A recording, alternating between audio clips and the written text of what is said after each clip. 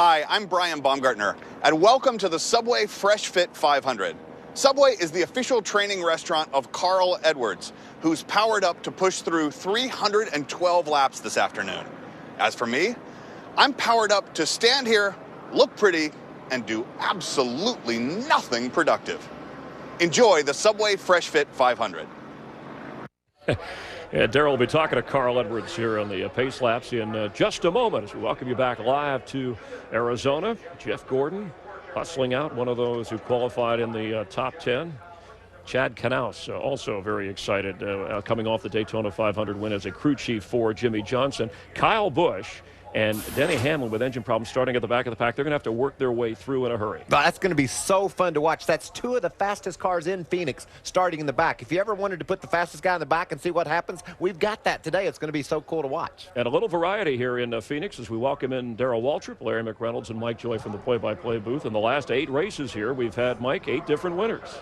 Yes, and all the top 10 starters, Chris, have won here at Phoenix. Darrell, last week we talked about a woman competing heads up against the men, and that happens nowhere else in professional sport. But how about today?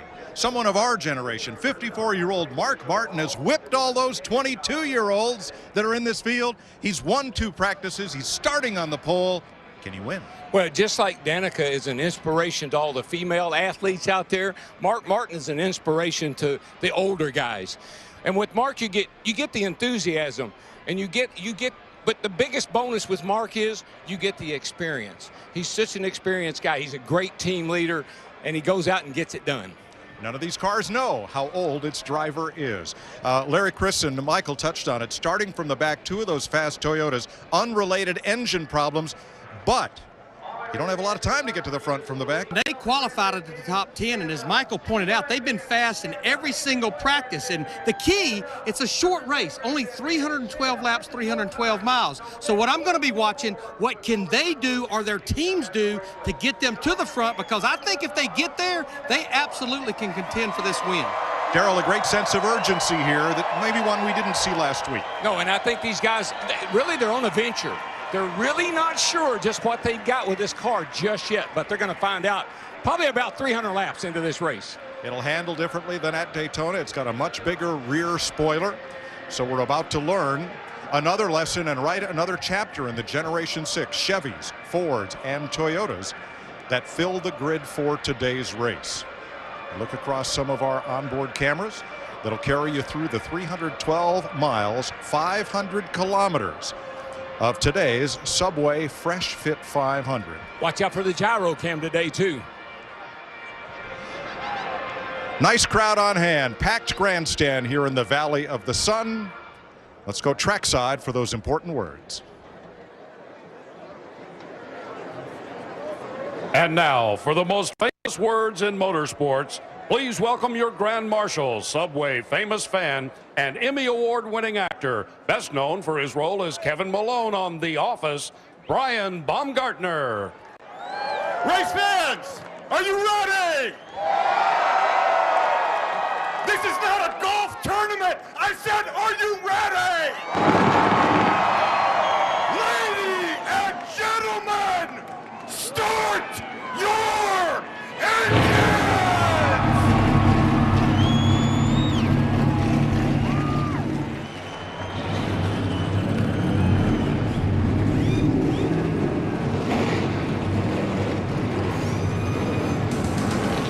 That was big. Now there's an indication of the kind of excitement you're going to see at Phoenix today on NASCAR on Fox.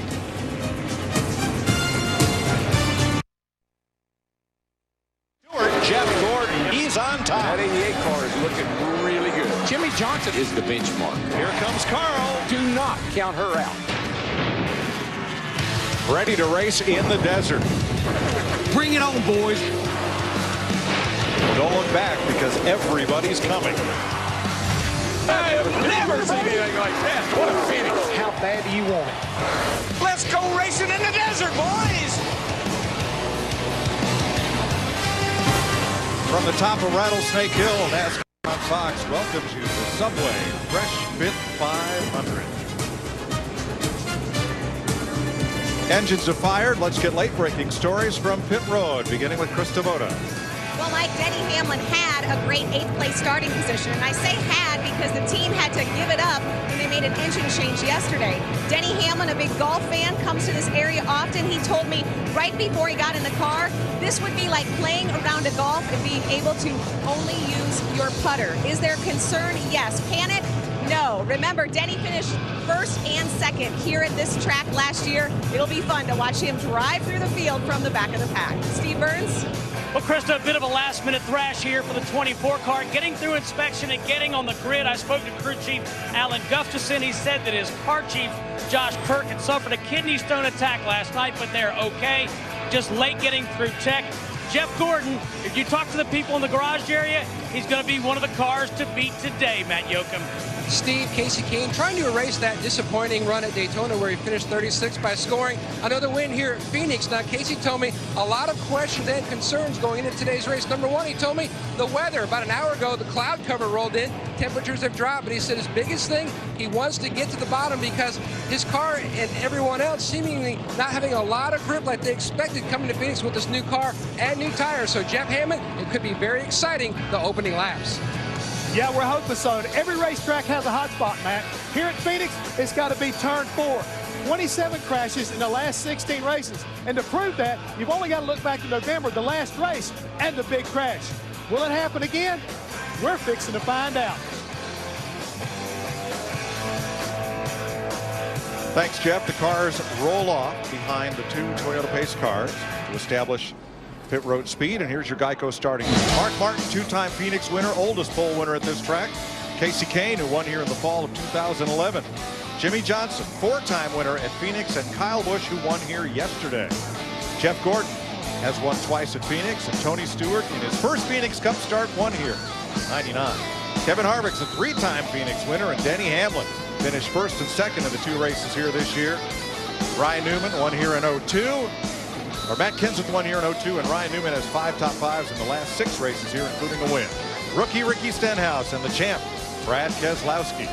Clint Bowyer, runner-up here in 08. Martin Truex, 7th last year. Carl Edwards trying to break that 70-race winless streak, and Paul Menard, who finished 9th in 2 of the last 3 races at Phoenix. And look through the rest of the starting grid, and we'll have Darrell get on the horn. Let's talk to Carl Edwards. What do you say? Hey, 5-time. It's a DW here. You got a copy? Come on, don't do that to me. It's Phoenix now. We're out of Daytona, but I got you. 10-4, man. Just messing with you a little bit. I know you were glad to get out of Daytona. How do you feel about today, brother? I feel pretty good about it. It's a big race for us. It's the first race Jimmy Finnick and I have worked together at a track where the chassis is real important. Big day for Subway, Fastenal, Ford, everybody to be together here at this race. So hopefully it's a good one. We've had a lot of luck in Phoenix. Practice was good. I feel pretty good. All right, my friend, what's your confidence level like after Daytona? You up today? After Daytona, it was no good, but after practice yesterday, I'm up. I'm ready to race. It's going to be a good one. All right, my friend, go get it done. And thanks, DW. And you called him 5-time because? He was kidding. He wrecked 5 times at Daytona, and he told me, he said, they're going to start calling me 5-time for all the wrong reasons. While we were out on the roof, I felt, well, I hope it was a raindrop. I think Darrell caught a couple on the way over here. So Hartley has become mostly cloudy. 75 degrees, track temperature 86. We had a lot of sun here this morning. And that light breeze from out of the northeast. We'll race 312 laps, 45 miles an hour down pit road, and probably one of the biggest pit windows we've seen in a long time, Larry. Yeah, 78 to 84 laps. Realistically, we talked about a short race. You could make this race in 3 pit stops. Denny Hamlin, valve spring trouble yesterday.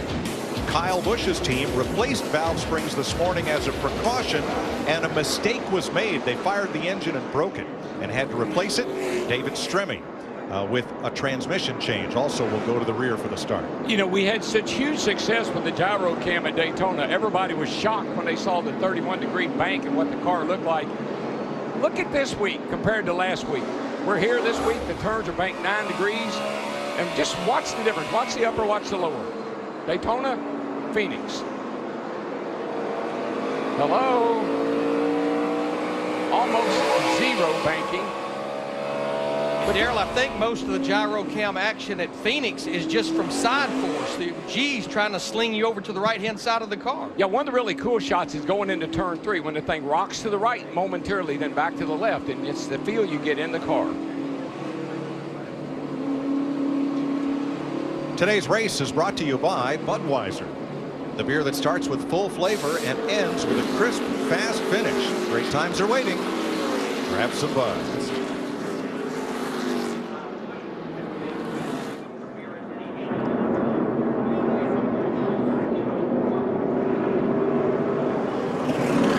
They added an extra pace lap to get track vehicles put away and everybody in their proper lineup. Now we're ready to race. I got to think one thing to keep an eye on the starts and restarts today is wheel spin. This track is notorious for wheel spin on the restarts, so keep an eye on that today.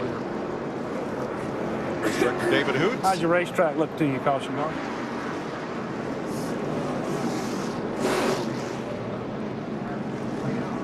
Saw Denny Hamlin and Kyle Busch in the 11 to 18 waiting to pick up at the tail end of the field. But as I said, they've got fast race cars. They just got to figure out how to get up there to the front. Another fast car is Kurt Busch, but he hit the wall in qualifying, and he has to go to the back because he has a backup car. Kyle Busch yesterday in a nationwide race restarted 23rd. He ended up winning the race with about 30 laps to go. A driving clinic is what it looked like. Yes, sir. I mentioned that was not Kurt Busch's fault. A water fitting came loose, coolant fitting, put water on the tires, and he went up and into the wall, hurt the car. They're in a backup. Pace car is in. Let's get ready to race in the desert. There you go. Boogity, boogity, boogity. Let's go racing.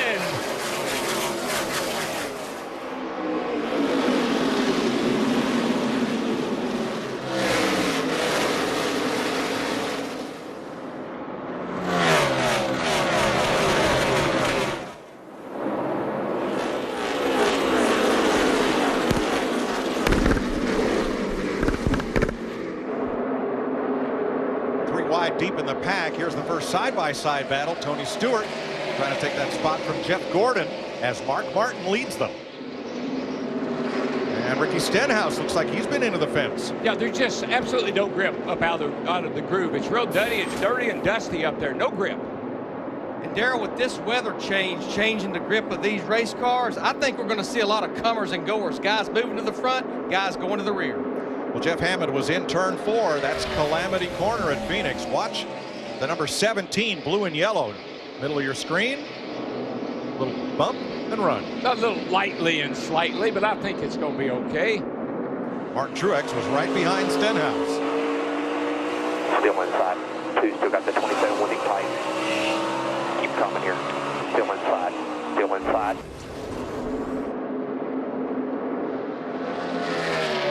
Mark Martin picking up right where he left off yesterday and Friday, winning the pole, winning 2 practice sessions. If he drives this car next season, his age will match his car number, but you wouldn't know it to see this man work behind the wheel. No, Mark is incredible. I saw him win his first pole in 1981, and he was just a young guy then, but he's always been fast, really fast. He was real happy with that race car. In fact, he only ran 7 or 8 laps in that final practice yesterday. And his crew chief, Rodney Childers, said he is a smart guy, really smart. A former driver, he knows what he's doing. He knows how to get Mark the car he needs to do what he's doing right now. From the back of the pack, Kyle Busch up to 34th, Denny Hamlin to 31st from the tail end.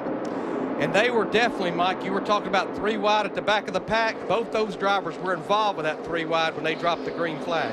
Right between them is Kurt Busch, that black number 78, who also had to start in the rear. Gyro cam on board Jimmy Johnson's Lowe's 48. Yeah, we're going up the back through the dog leg right here. You see the bank about 9 degrees there. Now watch this thing tip just a little to the right and then right back to the left when it gets in that 9 degrees of banking. What makes this track hard? Both ends of the track are different. 1 and 2 is a totally different corner than 3 and 4 is. That's what makes it so hard. Steering sensor on the right side of your screen indicates steering wheel position. straight up and down, will be straight ahead. I would call that tight, wouldn't you, Larry? I would say so. You can see he keeps having to move it to the left. As he gets in the corner, he's moving it even more and more and more because the front tires just start gripping. And again, when we look at him going into turn 3, you'll see how neutral the wheel is getting in that corner because of that little swing down in there. 7 laps complete. Mark Martin is your leader. Krista? Mike, you talked about Mark's age. Let's put this in perspective. When Mark Martin won his first Phoenix race, it was 1993. There are 19 drivers in this field who were not even old enough to get a driver's license, including both of his Michael Waltrip Racing teammates. How about one step further? Joey Logano is only 3 years old. Thanks, Krista. Danica Patrick had moved up a few spots from 35th, but now gives a spot to David Stremme. Here's what she had to say in pre-race. All right, guys, thanks for working hard all weekend. I'm going to do the best job I can out here, and I know you're going to do the same. Yep, roger that. We'll take it one pit stop at a time, one segment at a time. We'll do our best today.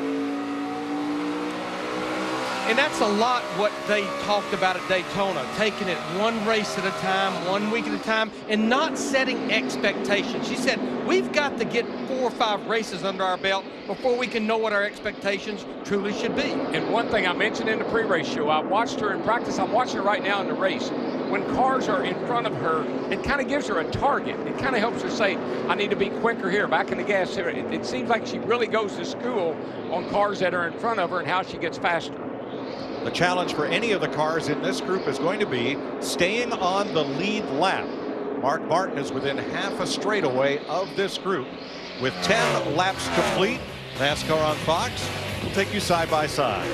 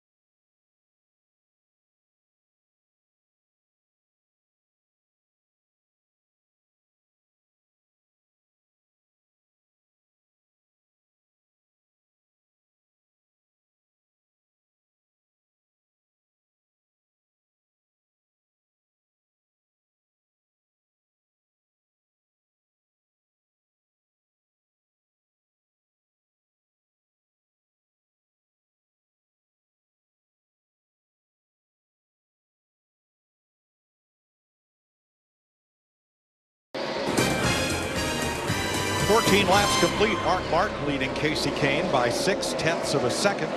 Jimmy Johnson, Jeff Gordon, Tony Stewart. A Toyota leading 5 Chevrolets, and then Matt Kenseth.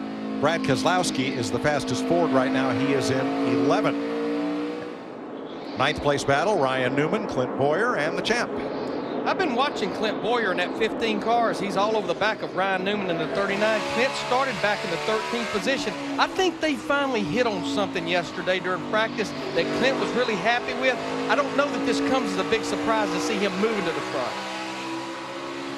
They have Ryan Truex with them, and then Matt Kenseth. Biggest movers so far.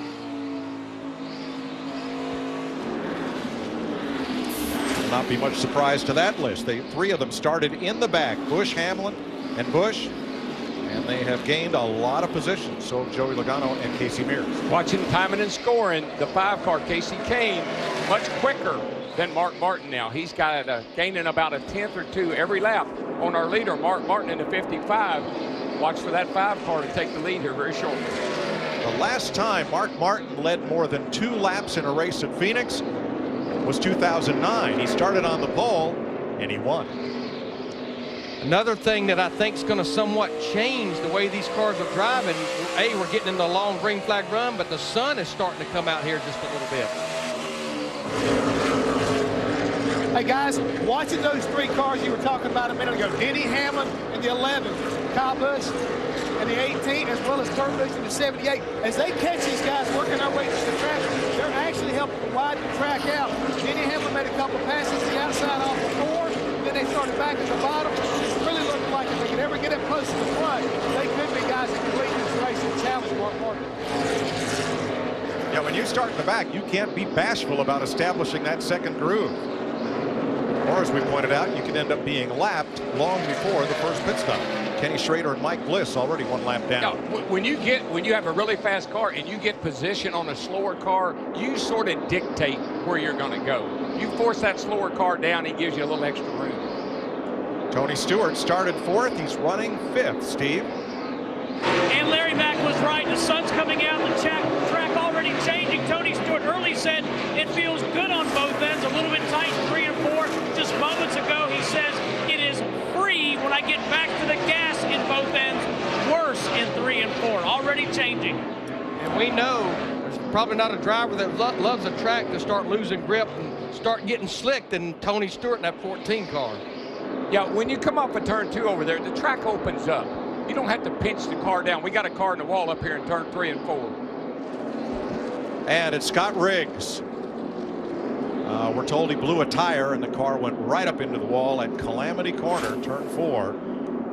His Ford was running 37. 20 laps into a run, you use so much brake here and there's so much brake heat and it transfers to that steel wheel. A lot of times it will just cook the bead of the tire that steals the tire to the rim. Yeah, if a car's not handling well, you've got to slow it down. And the only way you can slow it down is use a lot of brake, and then that's what happens. Short day for the No Label Watches Ford of Scott Riggs.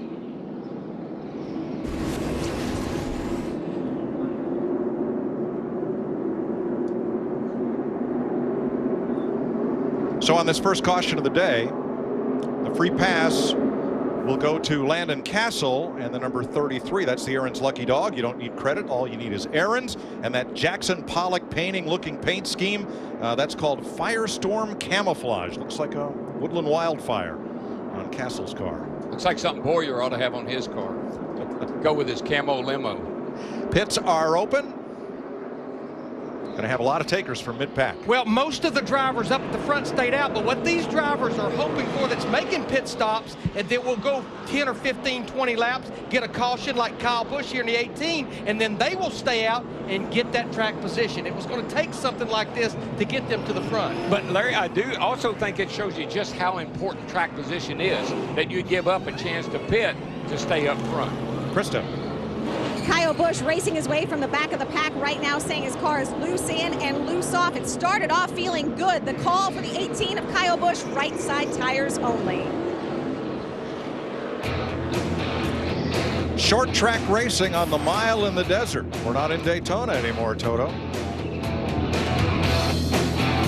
Caution. Let's take an inside look at what's happening in the NASCAR Sprint Cup Series, brought to you by Sprint. Mark Martin has the fastest of the 24 laps run so far. Get unlimited access to NASCAR with the NASCAR Mobile 13 app and truly unlimited data from Sprint.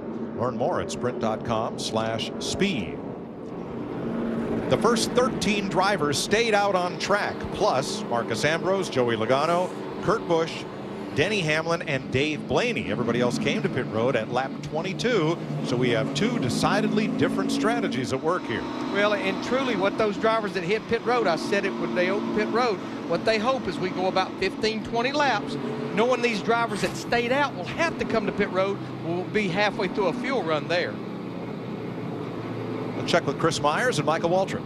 We see Danica Patrick has moved up from where she started 40th. Michael, the Gen 6 car, the downforce and the relationship to tire wear, we're already seeing an effect. Yeah, a lot of people are really interested what these tires would do. We're packing in a lot of corner speed. Their cars are faster in the center of the turn, so therefore they're wearing the tires more. NASCAR was hoping the teams would have to use differing strategies to mix things up. First caution with this Gen 6 car at a downforce track, that's exactly what we've seen. It'll be interesting to see how much ground the guys that got tires in pitted made stayed on the ones that stayed out. So the crew chiefs, the strategy, will be keeping an eye on that. Let's head back up to Darrell, Larry, and Mike. Scott Riggs' car being removed from the track and a little bit of fluid cleanup from the turn 4 wall. Couple to watch who did stop. Greg Biffle comes out 19th, Jeff Burton 20th, and Ricky Stenhouse, the first car to pit, from 13th position. He's now 21st because a number of drivers behind him stayed out. Montoya, Allmendinger, Kyle Busch, Earnhardt, McMurray among those who pitted. Everybody from Biffle on back has been to pit road during this caution. As you look at the ticker across the top of the screen, Scott Riggs checked and released at the care center after an apparent cut tire put him into the wall at turn number 4. Based on what I saw before that caution, Mike, I believe that 5 car is ready to pounce on the 55 and take the lead here. It looks to me like Kane got a fast car.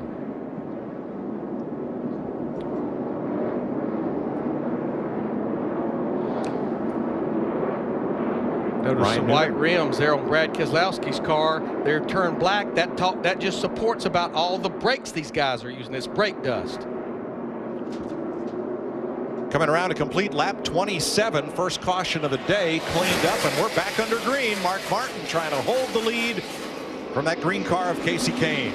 Yeah, Kahne didn't get a great restart. I think he spun the tires of Scopes, but he's going to be all right.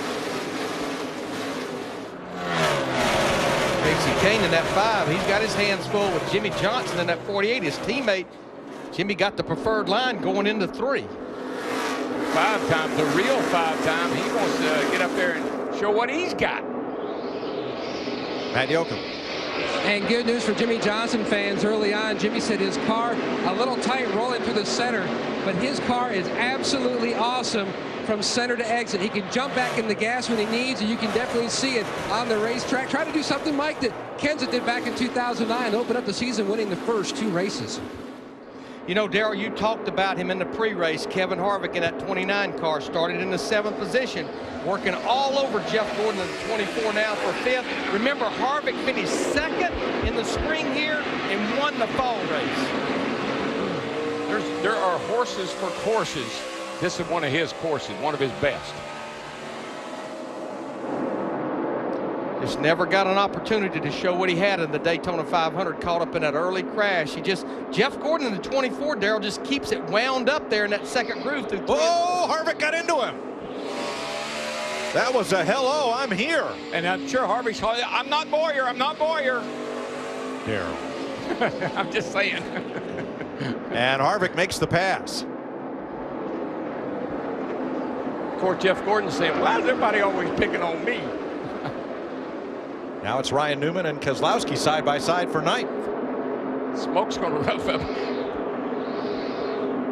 And look at Kurt Busch in that 78 car, the black car behind them. Remember, to the rear of the field, a backup car. He was one of the drivers that elected not to come to pit road. But with a backup car, what a race car he's got, just keeps moving to the front. Yeah, he was really good in practice yesterday. Had one of the faster cars, and in a 10-lap run, consecutive laps, he was the 3rd best car on the field. Now that yellow line just means that's the inside of the racetrack. There is no out of bounds. And it's been a tough week for Kurt Busch. He's been fighting the flu all week. He had a coolant thinning come off on his qualifying run, knocking the primary car out. He is in a backup. And yesterday, exiting the tunnel here at turn 4, his mom was on a golf cart along with 7 other people, which flipped over. She was treated and is okay. I think it's also important to note about the 78 car.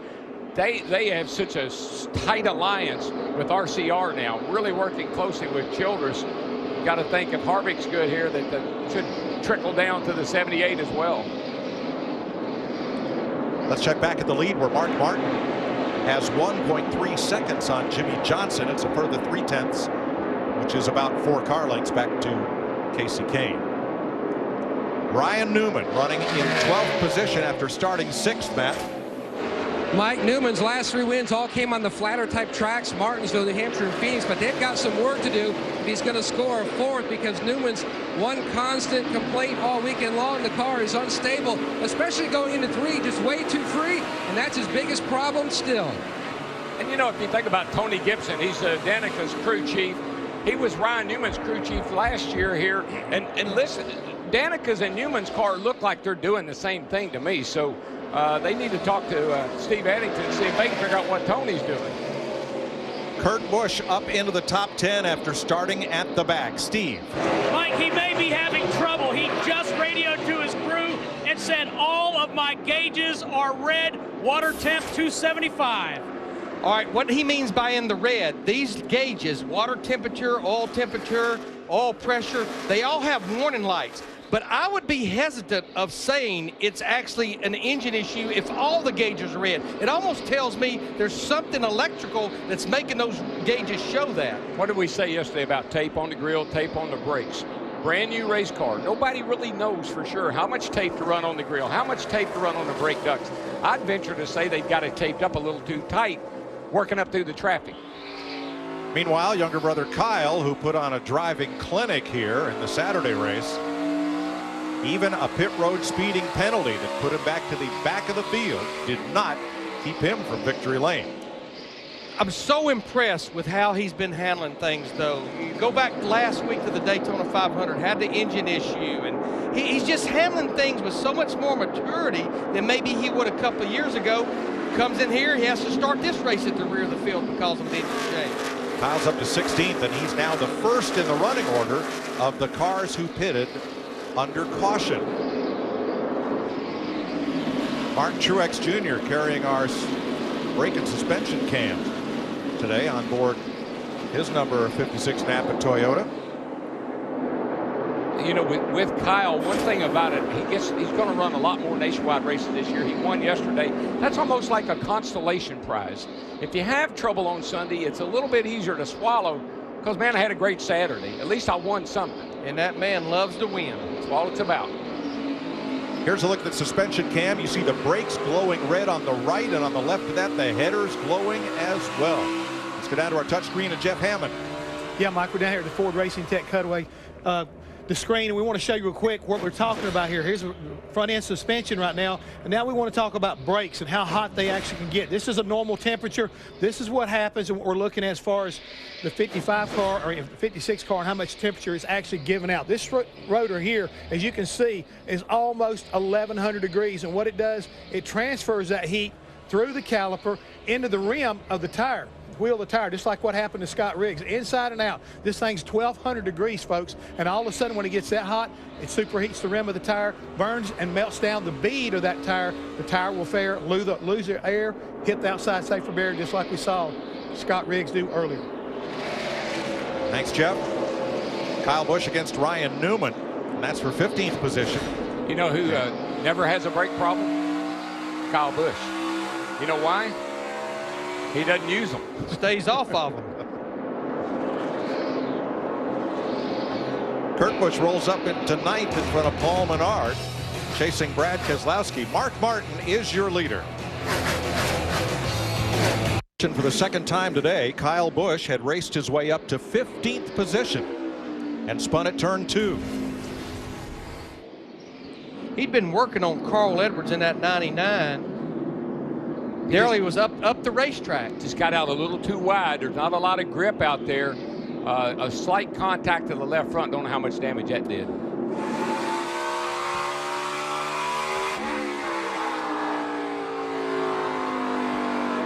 Taking a look outside. Real loose up there, real loose. He's spinning behind you. All right, pit road is open. Second caution of the day. Steve. And Jeff Gordon saying that the characteristics of the car changing as the fuel burns off. Anticipate them taking just right side tires on the 24, Matt. And Casey Kane in the upper right-hand corner of the 5 car, his car was both free and tight. What they're going to do is just do right side tires and leave the settings similar because that should help tighten them up. Krista. Mark Martin in for his first pit stop of the day. Right side tires only, the call for the 55. He's complaining of loose in and loose off, a similar condition with a lot of the other drivers out there. 9 cars stayed out and did not pit. All of them pitted back at lap 22 on the first caution of the day. Yeah, that we were getting borderline about being able to stay out had that caution not come. Otherwise, I think everyone had hit pit road. Kyle Busch fighting his way up through the field. A single car spin puts us back under caution. We were ready to go back to green when Martin Truex came coasting down pit road. Rear axle problems on his number 56. And this is one of the new things that the teams are having to deal with, that camber in the rear end housing. In the rear tires. There was a lot of concern during testing in the offseason as to whether the axles and the drive plates, if they were durable enough or not to handle the new camber. Yeah, they doubled the amount of rear camber, and rear camber is just the tip in the rear tires that gives the rear end more grip, gives the tires more grip, and it's very hard on parts and pieces. Truex lost an engine here last November while running 7th. Now, his teammate Clint Bowyer had a problem. He came in to do a 2-tire change and wants to get out of the pits quickly. And it doesn't happen. Back up, check the right front fender. Back up. Check the right front fender. Change left. As a result, Bowyer will restart deep in the field. Right now he is listed 39th. Kyle Busch is in for repairs to the left front of his number 18 from this spin that put us under caution at lap 49.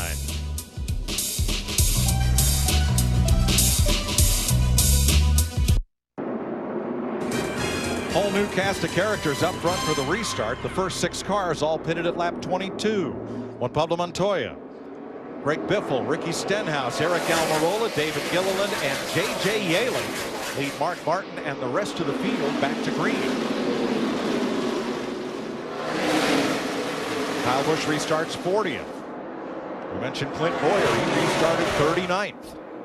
Darrell, you were talking about drivers in practice not going down on the apron on the backstretch. I think some of them decided to try it here in the race. Yeah, well, when they got 2 and 3 wide back there, really had no choice but to go the apron.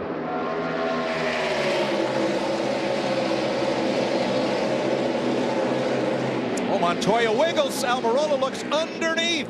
Not enough room there. Whoa, that was some give and take.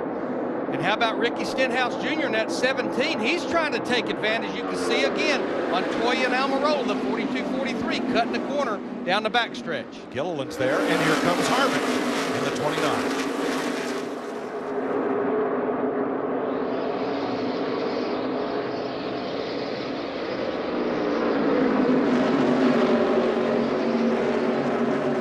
Kane in 6, Mark Martin back in 9th. Here's why. Remember, they came in running 1 and 2, but if you look right here, Mark Martin was a little more efficient on his pit road time, but how about that right there? Almost 2.5 seconds. That's the difference between winning a battle off pit road or losing. In fact, Kasey Kahne's crew the fastest that time, Mark Martin's crew the slowest as far as the 2-tire stops. That team is jacked up, Larry. The car is fast. Kasey doing a nice job in that 5 car, and the pit crew is helping him.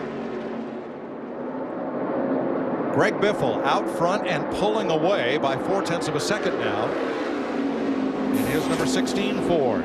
You know, Biffle had a great Daytona, Mike. He ran up front in every race he was in. The 150s, every race he was in, he ran right up front.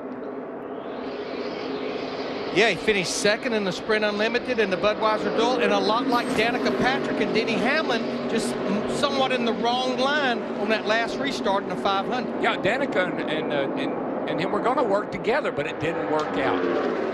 Last year, Biffle finished 3rd in this race and 7th in the Fall Phoenix event.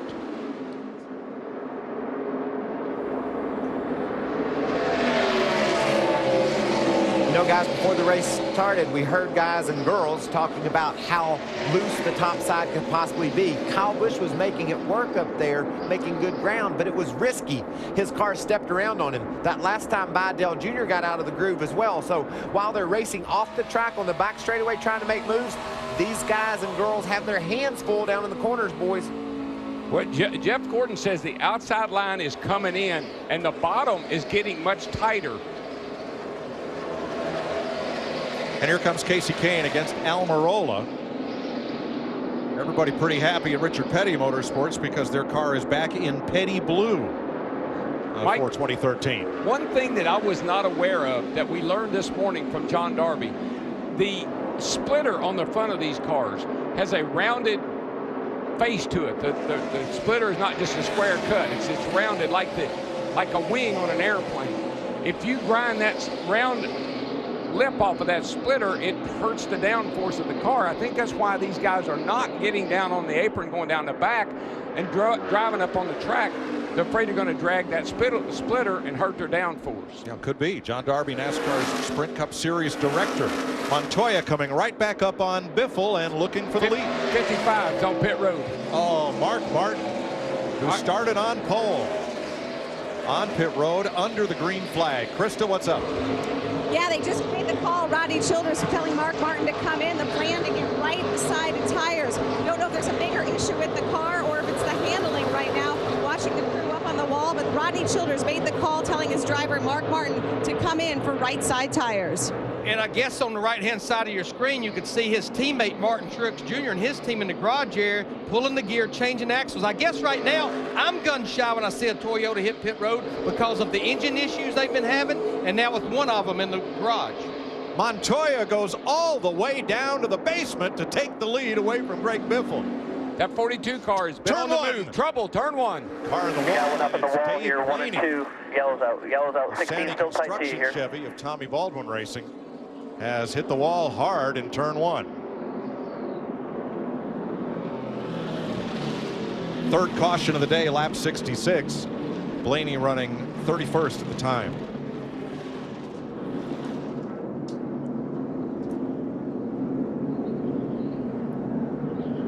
Just wonder if he got in a little hot or a little too high going into turn 1 like we saw Kyle Busch do. Fourth car in line, Darrell. Yeah, he's coming in here. No, he might have got a little help.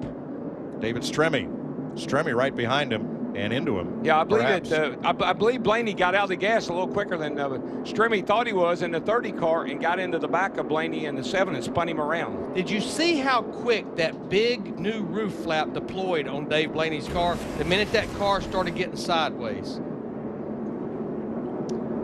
Blaney will make it to pit road. The caution is a break for Mark Martin. He will get the free pass. Yikes.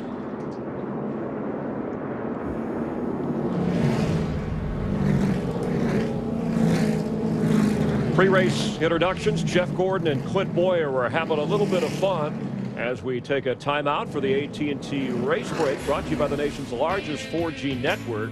Rethink possible. So far, they haven't been near each other on the track. Danica Patrick and David Stremme got near each other. Close call here as Danica worked her way up from 40th to 22nd.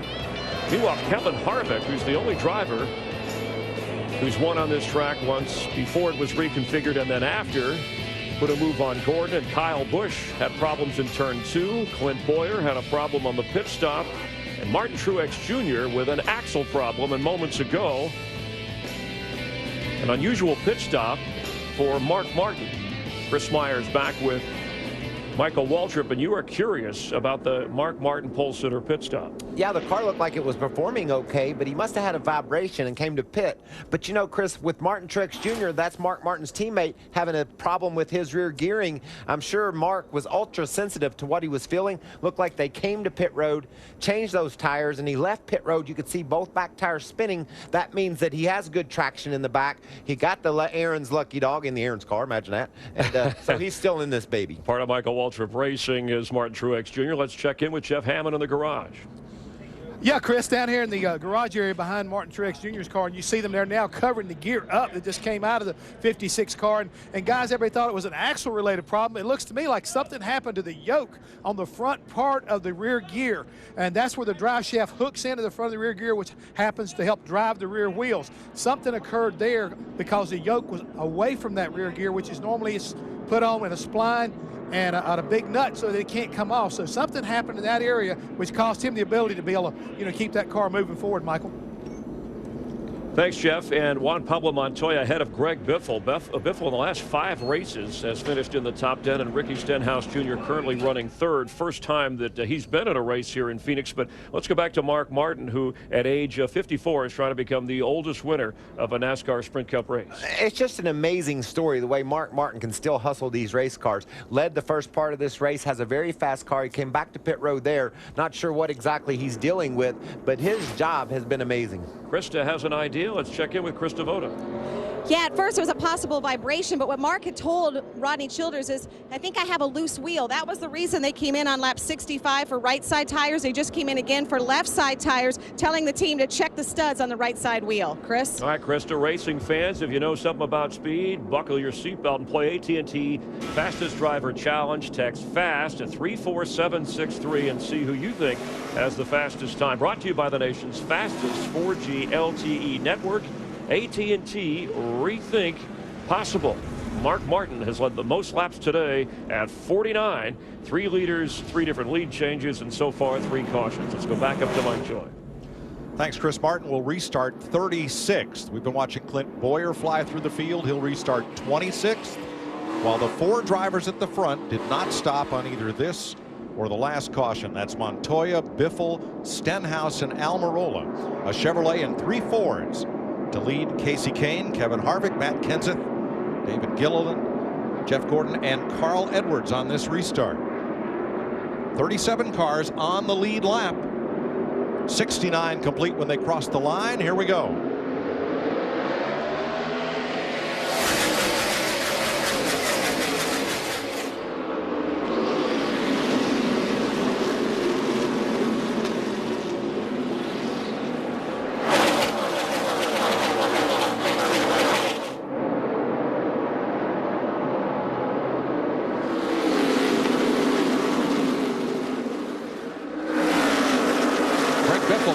Montoya, he's going to lead this lap, and Almirola comes through, trying for second on the outside. Juan Montoya's got to be smiling, guys. I mean, they have went through a terrible year last year. This is the best this car is run in quite some time. And here comes Harvick. He's on the inside in the 29, way down to the flat. That's the move Montoya used to take the front spot a little bit ago. And rookie Ricky Stenhouse in that number 17, along with Kasey Kahne in the 5. Daryl Michael was talking about the different grooves. It just looks like you can make that second groove work in 3 and 4. It's just not quite there in 1 and 2. It's coming, though. Jeff Gordon was telling his team that it's coming. For 3rd place, Matt, here comes Harvick. And Kevin Harvick's car during practice, Mike, on Saturday was 3rd best over a 10-lap run. His car a tick on the free side. Same conditions that he's been reporting back to Gil Martin and the crew much of this race. But Harvick has that 29 pinned on the bottom. This is one of his best racetracks. Think about Kevin Harvick versus all these drivers in the top 5. A lot like Kasey Kahne in that 5. They have much fresher tires than those other drivers like Stenhouse. Say one thing, he got a good bumper too. He just shoved over Ricky Stenhouse Jr. off into turn 1, and Ricky said, "Go ahead, man, if you're in that big a hurry." Matt Kenseth coming with him in that new colors on the number 20. You know, we've not talked about Matt Kenseth, but he was fast in practice. Steve, we were almost surprised that he didn't sit on the pole in qualifying. Well, Larry Mack, you talked about brakes a while ago. Matt Kenseth has been adjusting his brake bias, saying he's trying to keep his brakes from getting overheated. He sees a little bit loose in turn 3, but overall, he's happy with that 20 car. And what he means by that, DW, these cars, they have 2 different brake systems, a front and a rear. So what he's trying to do is put a little more rear brake into it to keep some of the heat out of the front brakes, but that will make you loose getting in. One thing that I wanted to follow up on the 56 car, when you put too much rear brake in the car, you get wheel hop, wheel chatter in the rear, pow, pow, pow, pow, pow, and that'll break a gear. Clint Boyer racing for 20th now. We listened in under caution. Talk to me. Make the break if you want. Damn it, you gotta talk! Gotta communicate, guys. I was on the button. Brett, tell us when the deal's open, and then Brian talks. You're in and out. Blip, blip, blip, blip, blip, blip. Step 4. See, that was the confusion on the pit stop. Clint thought 2, team was doing 4, and that's why he got all messed up and ran over his tire changer, really. Well, you think about last week at Daytona, a 2.5-mile racetrack. When the caution came out, you had a lot of time to talk about it. Here you have little to no time before you're back to the entrance of pit road. Exactly, Larry, and it happens often. And when 2 people key the microphone at once, all the driver hears is gibberish. Pop, pop, pop, pop, pop. Yeah. You know, watching Eric Almirola, as we're on board now with Carl Edwards in the 99 car. Carl is back in the 8th position, but looking at Eric Almirola in that 43, I don't know that this comes as a surprise. Remember, he was running up in the top 10 when he got caught up in the Clint Boyer, Jeff Gordon situation in turn 3 and 4 late in the fall race. 43 car has a history of running pretty good here, if I remember right. Yes, it does. Did a guy named Bobby Hamilton run a race here in the 43 car? I believe he did. Tampa, Florida's Eric Almirola running in second, challenging the leader as Carl Edwards moves underneath and past his former ride, the Roush Fenway Racing number 17. Or excuse me, Carl Edwards, his teammate, the Roush Fenway 17. That's Kenseth's former ride. Kenseth passed him a couple laps ago. Kasey Kahne on the high side. Here he comes. That 5 car, he's got the fastest car in the field. He just has trouble getting to the lead.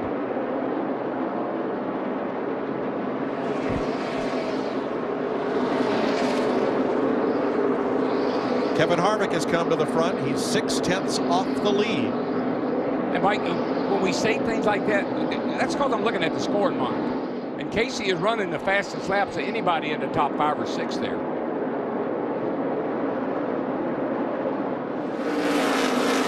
Kahne closing from 1.8 seconds back. 80 laps complete. Phoenix. 87 laps complete. No change in the front 5. A little more separation for leader Greg Biffle from Almirola, Harvick, Kahne, and Montoya. Those 2 cars at the front may have to pit fairly soon. Danica Patrick's day has not gone like Daytona. She currently runs 28th. I'm not too riled up out here. I'm just frustrated, you know. I hate going backwards, so I'm getting pressure and I can't do much about it. Yeah, 10-4, you're doing fine. Yeah, you can't make something that's not theirs. And after that transmission, she and J.J. Yaley got into it. Now, they had bumped once earlier in the race. And there's a little bit of chrome horn for you. And what she's talking about, I've seen a number of occasions where people have put her in a really bad spot. And she really had to give. She couldn't do anything about it. She's a little frustrated right now. But remember, she's a rookie. Yellow bumper. Inside. Still inside. Clear high. Clear. All clear. And under each caution, Danica Patrick has been brought down pit road, so Tony Gibson and the crew can make significant adjustments each stop. And Mike, when the race started under cloud cover, her tight and then snappy on exit loose condition has gotten progressively worse. The next stop, look for this team to make an even significant adjustment. Tony Gibson said, big swing next time down pit road. Thanks, Matt. Scott Speed's taking the Levine family racing number 95 to pit road, where he will join Mike Bliss and Scott Riggs. Martin Truex back on track, 32 laps down, and a couple other drivers trying to fight their way back up through the field. Clint Boyer up to 17. Kurt Busch up into the top dozen. Mark Martin has recovered to 24th. That 56 getting back in the race and not having axle drive plate problems is a big sigh of relief for a lot of teams down there, because that was an unknown. Now, Dale Earnhardt Jr. in this 88 car, he was one of the drivers that came to pit road under that last caution. And Matt, it looks like he's overtaken these drivers that's been staying out. Larry Mack, Steve Letarte has brought him down pit road just about any opportunities can. His car has been tight and trying to take information learned from their teammate Kasey Kahne, who's running up in the 4th position. Kasey was saying that he felt like when he jumped in the gas almost too soon, he really made the nose take off and slide that nose on exit too tight. That's what Stevie told Dale Earnhardt Jr., because that's similar conditions. Jr. said the final 25% of the corner, it is just so tight. He's been fighting that, Mike. I remember yesterday we had the in-car camera, we were watching him, and he had a ton of wheel in there. He was really, really tugging on the wheel to the left, showing that the car was extremely tight. Mike, you were talking about our leaders up there like Greg Biffle, Eric Almirola. In fact, 3 of our top 5 drivers, they have not been to pit road since lap 22. Probably next 10 to 12 laps, 15 at the most, they'll be having to make green flag pit stops. 36 drivers still on the lead lap. Pitched battle here for 19th. 4th caution of the day. Ryan Newman pounded the wall in turn number 4, got down into turn 1, stopped, drew the caution, and then made it around to pit road. See him way out the windshield of Danica Patrick's car. Her teammate Newman going into the wall. And that is a big break for Biffle, Almirola, and Montoya, who would have had to stop shortly under green. Now they can pit under caution. Steve? And Eric Almirola telling his crew, the car started getting tighter in the middle. Don't hurt it too bad so I can continue to take off on exit. Tires and fuel and an air pressure adjustment for the 43 match. And Kasey Kahne, Steve, and Kevin Harvick pitting in the same general area with just an open stall between them. The sun has come out. Both drivers saying that their cars have gotten looser and looser on this past run. 4 tires for both, chassis adjustments for both, and they're away. Krista. The driver wanted wedge. The crew chief said, no, let's do air pressure. Crew chief wins this call. It's air pressure for Greg Biffle. There's your race off pit road, led by Carl Edwards. It's pretty much evened everyone out. Everybody pitted that time. 100 laps complete in the desert. Caution out for Ryan Newman. Confirmed that Ryan Newman melted a bead on the tire, and tire went down. He hit the turn 4 wall. Carl Edwards was the first off pit road, but Mark Martin, who was in the pits at lap 67, did not stop. So Martin goes from 24th to the lead, restarts first, and he leads off turn 2. Good move on the Rodney Childers' part to get that car back up front. Yeah, he was the only driver that did not pit. Think about it, 2 cautions ago, he was a lap down and got the free pass. New second place car, Brad Keselowski, the series champion, who in the offseason, Team Penske moved from Dodge to Ford, and Keselowski up into the second spot. Krista? Well, Brad Keselowski has said he has really good speed on a long run. He also, before that last stop, about lap 83, came on the radio and said, my car is really good. It's just hard to pass.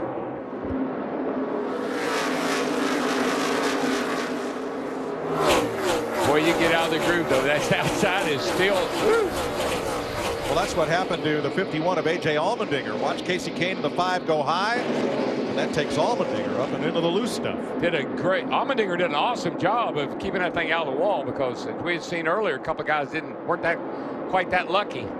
But it took him a third of the back straightaway to recover. In fact, he lost about 10 to a dozen spots.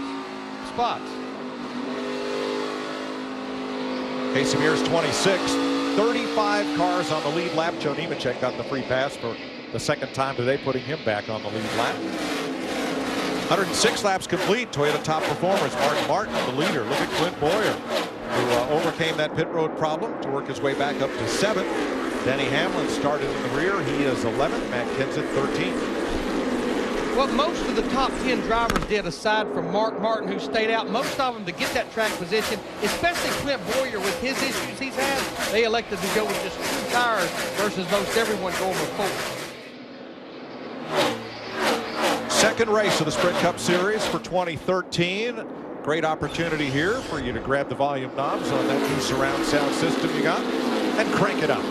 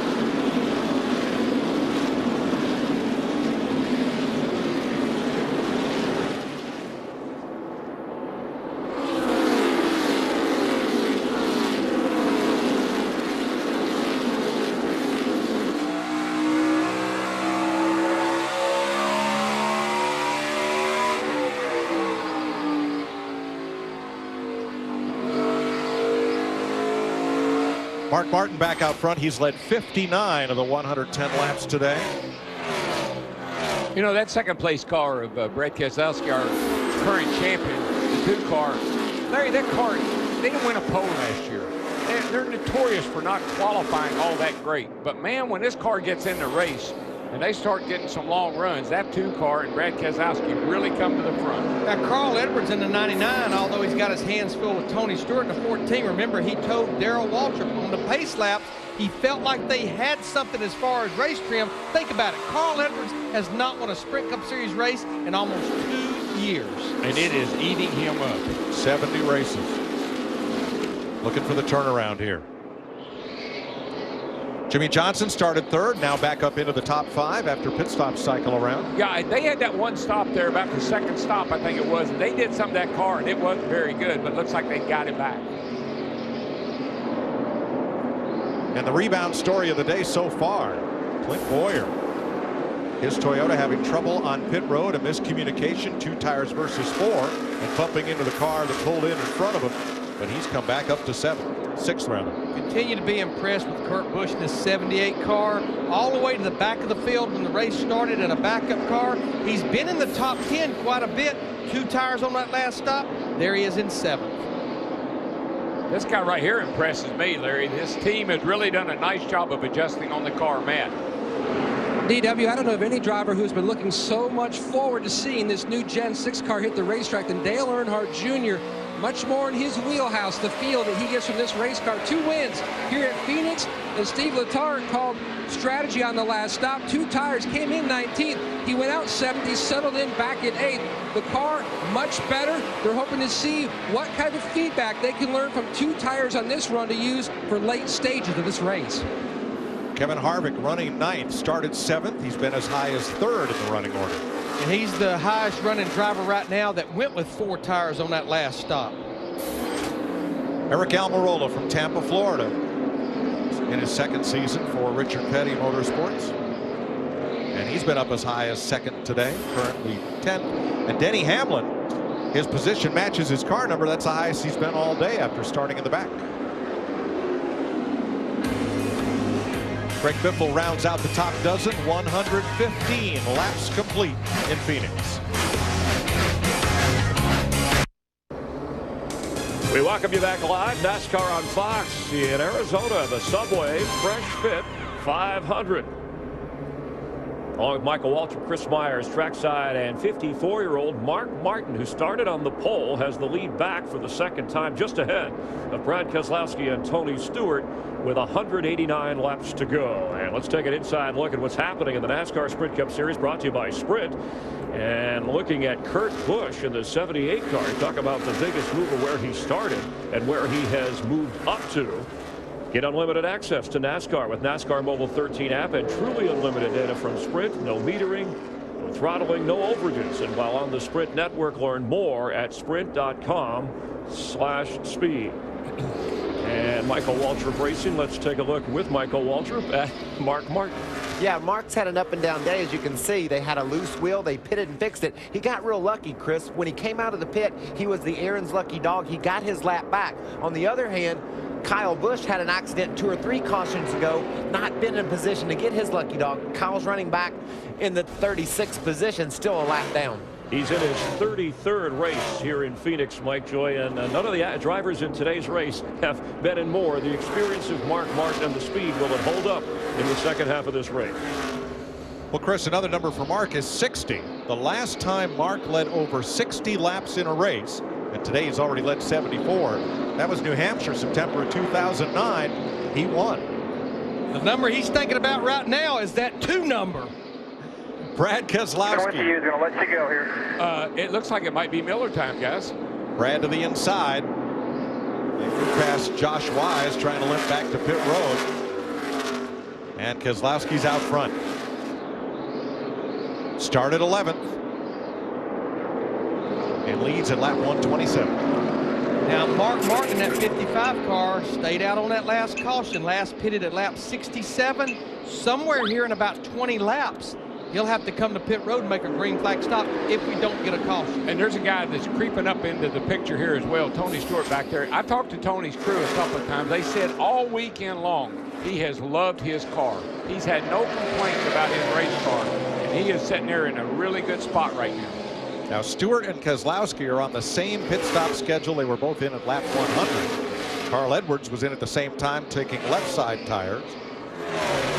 and he's a ways back of the 3 leaders. Now, you heard Michael Waltrip just talk about Kyle Busch hoping to get that lucky dog by being the first driver a lap down. The problem, into this long green run, Mark Martin and Brad Keselowski, they're putting the other drivers a lap down like they just put Joe Nemechek a lap down. So that really hurts Kyle Busch's chances should the caution come out. But one thing about Kyle Busch, I watched him, Larry, they've been in the pits a number of times. Every time they had a chance to work on that car, they do have it pretty well back to normal. He's running good lap times. He just needs a break. He's in 35th, 1 lap down, as are Nemechek and Landon Castle, as Larry pointed out. There is another way for him to get a lap back, and that is if the caution comes out for him not to pit. If everyone else pits, he can take the wave around the pace car before the restart.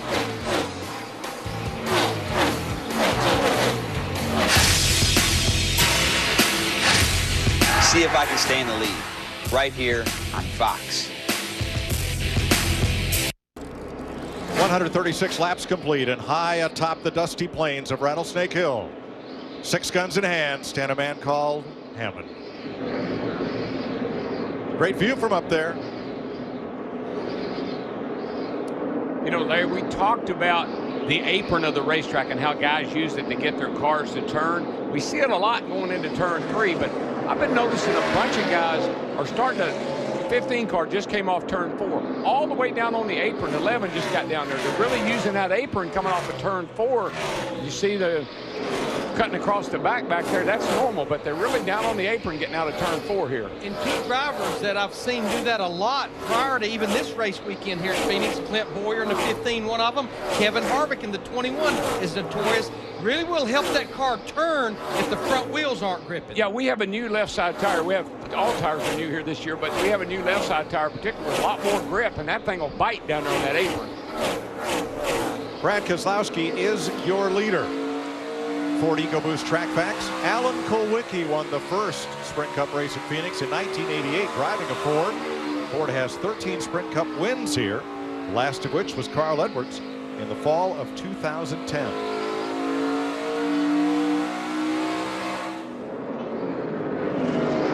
Keselowski's opened up a lead of 1.4 seconds, and Newman's in the wall again. Turn 1 this time. That is a huge break for Mark Martin in that 55 car running second. He wasn't far from having to make a green flag stop. Hey, you see the window net down on the 39 car of Ryan Newman. That's pretty much a sign that he is done. I think he and the car have had enough. Yep. Last 6 races here, he had 5 top 5s. That won't happen this weekend. Well, the first one was a melted bead, but it looked a lot like that. Loss of steering control straight up and into the wall. Same thing, right front tire down. Just when they don't turn, that right front tire down. And that's not unusual. You have one problem with one. It's not unusual to have a second or even a third. It's something they can't fix, Larry. Not today. Newman exits the playing field. He wanted to get away from that thing, didn't he? He just took off running. And he will join Josh Wise, Scott Speed, Mike Bliss, and Scott Riggs in the garage. Got off to such a great start with a 5th place finish in the Daytona 500 last week. But really, truly, Larry, even at Daytona, I mean, he had his struggles, Ryan Newman did. Got in a bunch of wrecks. The car, even in the 500 on Sunday, was beat up a little bit. You know, about 40 laps ago under green, there was only one car in the top 10 here that finished in the top 10 at Daytona, and that was Greg Biffle. Things have changed now. Keselowski leads them onto pit road. Steve? Tony Stewart's been saying the car is really throttle sensitive. When I get back to the gas, it wants to snap loose on me. They're going to change 4 tires on this 14. They'll also make a chassis adjustment as well. Matt. And Chad Knaus tells Jimmy Johnson, keep it a little farther away from the wall. They're going to go left side tires on this stop. Tremendous amount of brake dust as he pulls away. Oh, close call. Almost flipped the 10 car and exit. Krista? Brad Keselowski calls for 4 tires. He said, just keep tightening me up, boys. Meanwhile, Mark Martin, crew chief Rodney Childers said, let's go with rights at the last minute. Called an audible, said, nope, we're going to go with 4. Carl Edwards leads them off pit road ahead of Jimmy Johnson, Dale Earnhardt Jr., and Kevin Harvick. The brake dust flies into the pits at Phoenix.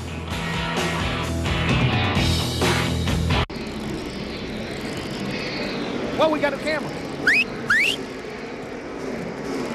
Getting ready to go back to green with 167 laps to go. Closing in on halfway, Jeff Hammond.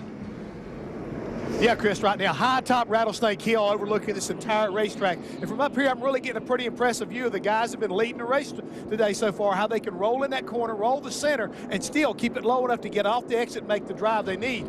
Now, you can talk about favorites. To me, the one favorite we haven't really talked a lot about today is getting yourself in the right position to be up front and possibly playing that fuel mileage card. Thanks, Jeff. Fuel mileage has been key in the last several races at Phoenix, including the last 3. Carl Edwards is going to lead Jimmy Johnson down to the green flag. Dale Earnhardt Jr., Kevin Harvick, Denny Hamlin up into the top 5. Almirola, Kenseth, Kurt Busch, Kane, and McMurray, your top 10. We're back under green.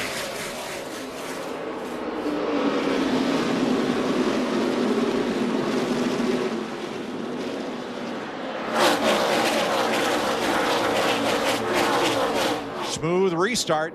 Edwards pulls away a bit. Hamlin on the inside there of the 29 Harvick. That's for 4th place. Boy, but Harvick in that 29 up there about a groove off the bottom. Got such a run in the middle of the field.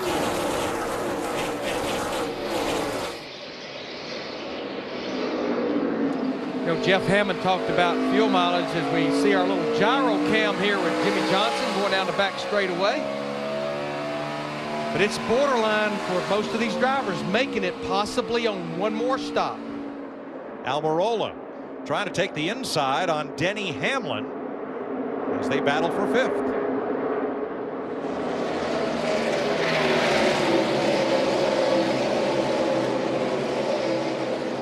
Kasey Kahne on the high side. He and Matt Kenseth in the 20 working their way to the front. They are 7th and 8th.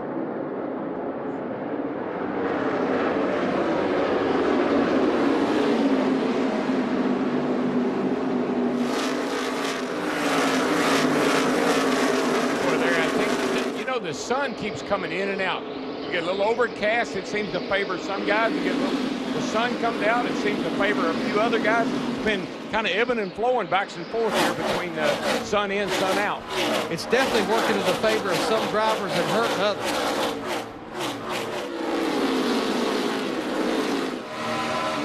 First time that Carl Edwards has led since the August race, the night race at Bristol last year.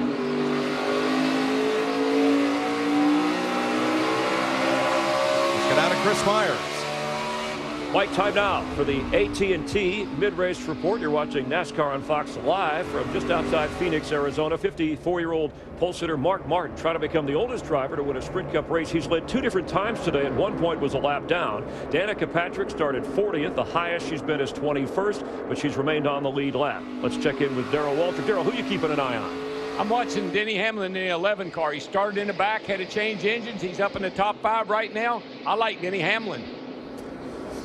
I tell you who I like, big brother, Tony Stewart. We talk about aggressive driving, wanting to get hard after it. Tony Stewart is the best of that. Remember Daytona? He was making more moves than anyone. As this thing heats up and winds down, you watch for Tony Stewart. Hey, Larry Macchio, Crew Few, why are we blowing out tires? Well, of course, a lot of brake keep, but Michael, I keep watching Kevin Harvick in that 29 car. Finished 2nd and 1st here in 2012. And let's face it, Matt, we don't call him Mr. Where Did He Come From in the closer for nothing. And he's trying to fill the mirror like Dale Earnhardt Jr., one of the biggest movers, 21st up to 3rd. He is one of the first 18 guys that went with a mix of either left side or right side tires. The biggest improvement has been the handling, though. Steve Letarte told me they have worked the tightness much more out of the race car. Still some gains to be made, but they're very pleased with what they've seen. Mike?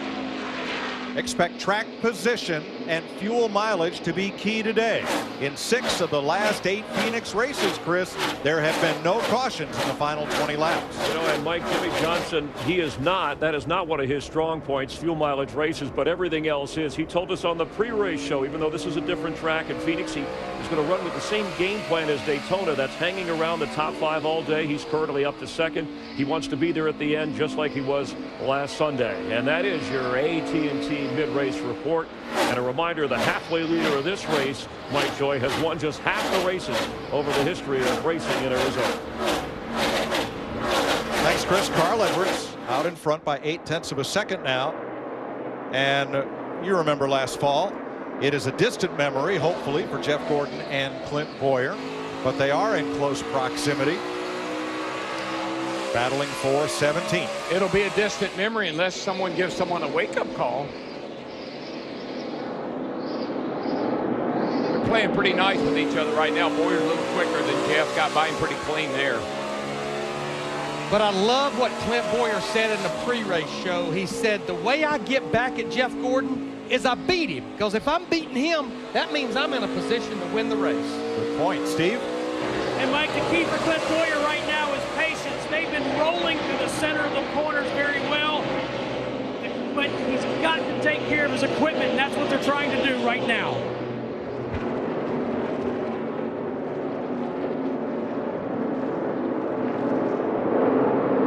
Halfway in Phoenix. With Carl Edwards, the halfway leader. Brad Keselowski was the leader not long ago. Now he's back to 14. Do the best you can here. No, it's not going to be as good back there. Do what you've been doing. We'll get our way back up there. Not bad. Trust you, bud.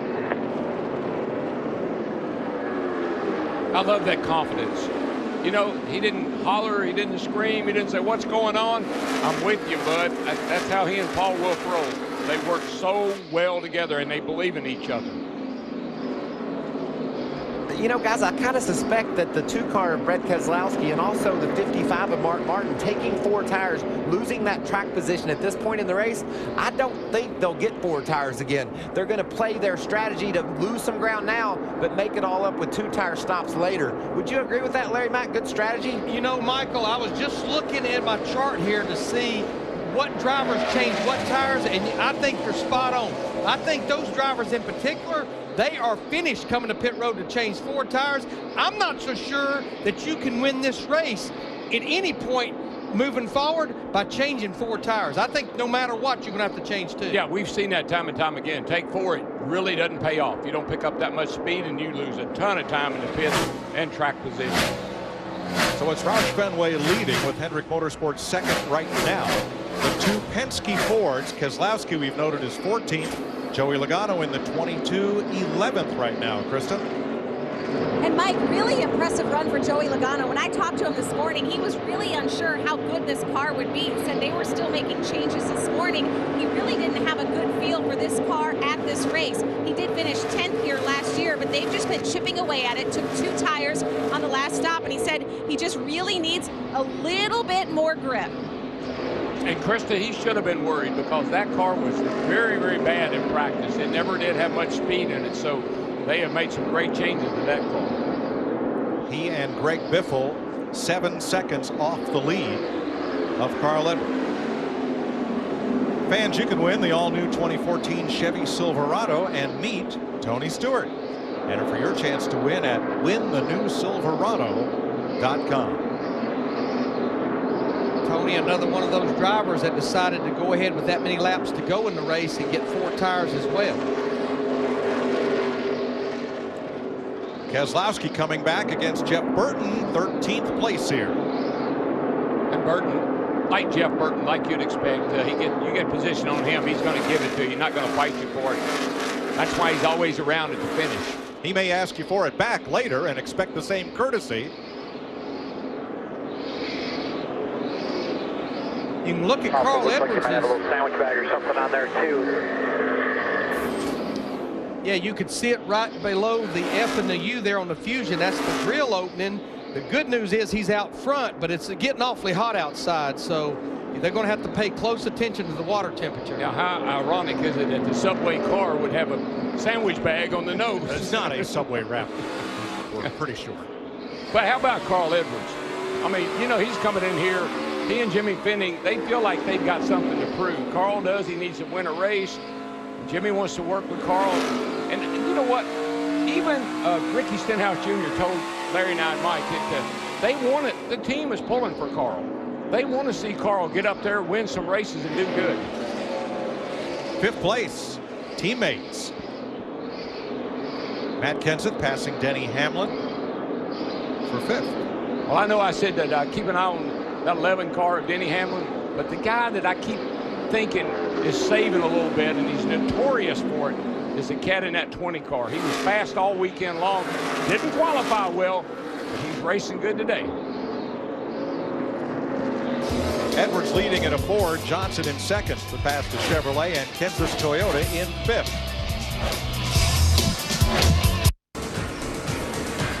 139 laps to go here in Phoenix, which has been a great place for drivers looking for a rebound victory. Carl Edwards in 2010 broke a 70-race winless streak.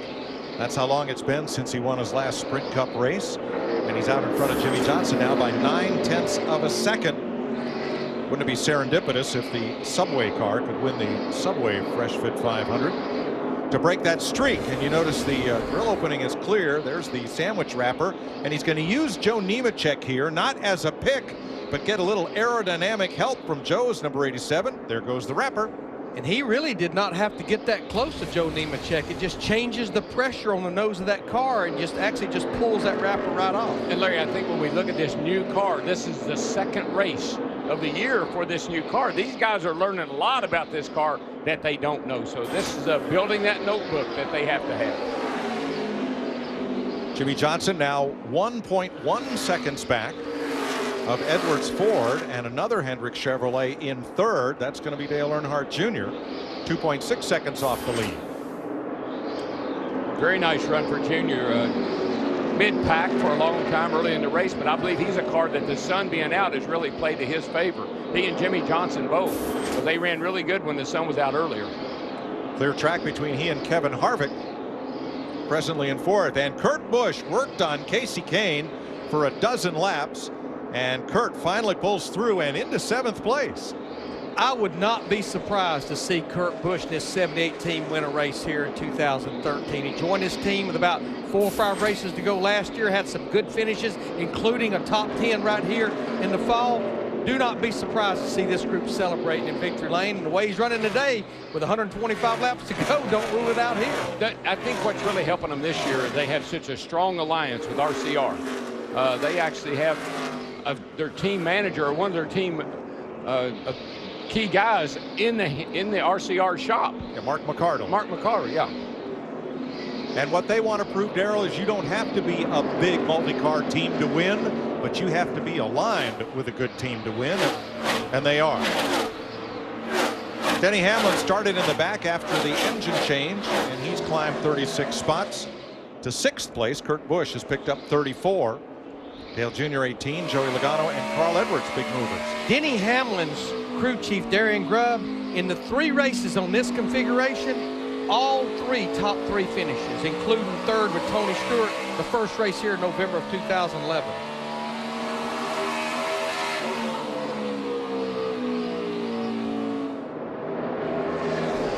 Carl Edwards increasing his margin just a little bit on Jimmie Johnson, hundredths a lap, but it's gone from 1.1 to 1.4 seconds now, rounded off. Back in 9th, our series champion, Brad Keselowski. He's the 2nd Ford in 9th position. Michael? Oh, Kasey Kahne slows. Kahne up the hill, turn 1. Looked like Kasey had a tire issue there a little bit, but he recovered from it. I think maybe the right front is down on that car. Kahne was 8th. I think he just overshot I think he just got in a little hot and got up the hill. And what he'll have to do, he'll have to make sure and get the marbles cleared off those tires, because, Matt, that will almost think you've got a flat tire. Absolutely, Larry Mack. About a lap and a half before, he had just told Kenny Francis, I am absolutely dirt tracking sideways off the corner, just trying to keep it off the fence. And there's a car, Larry, I believe, that doesn't like the sun being out, because earlier in this race, he had the fastest car, or at least one of the fastest cars in the race.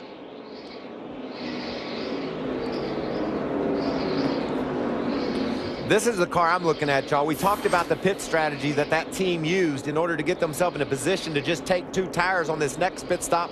Brad is being able to work his way through traffic, past cars, and get up toward the front. Look for him late, Krista.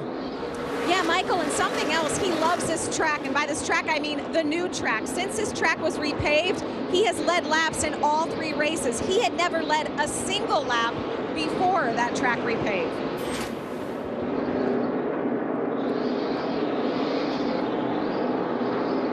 one driver who has dropped back a bit is Tony Stewart. Number 14 started 4th, and Steve, he's fallen to 18th.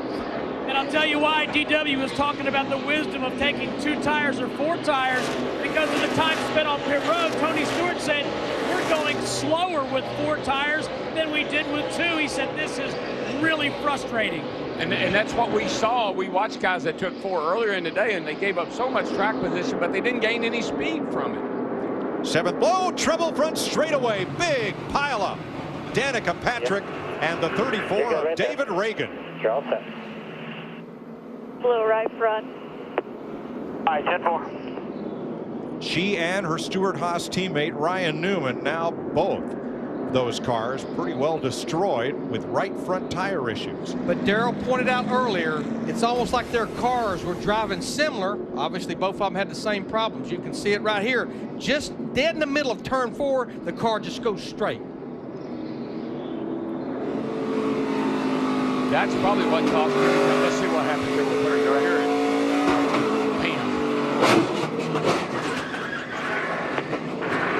That first Get low if you can. Low if you can. Pack's coming outside of you. You're good right there. You're all set. Well, the first big noise was the tire, and the second was the barrier.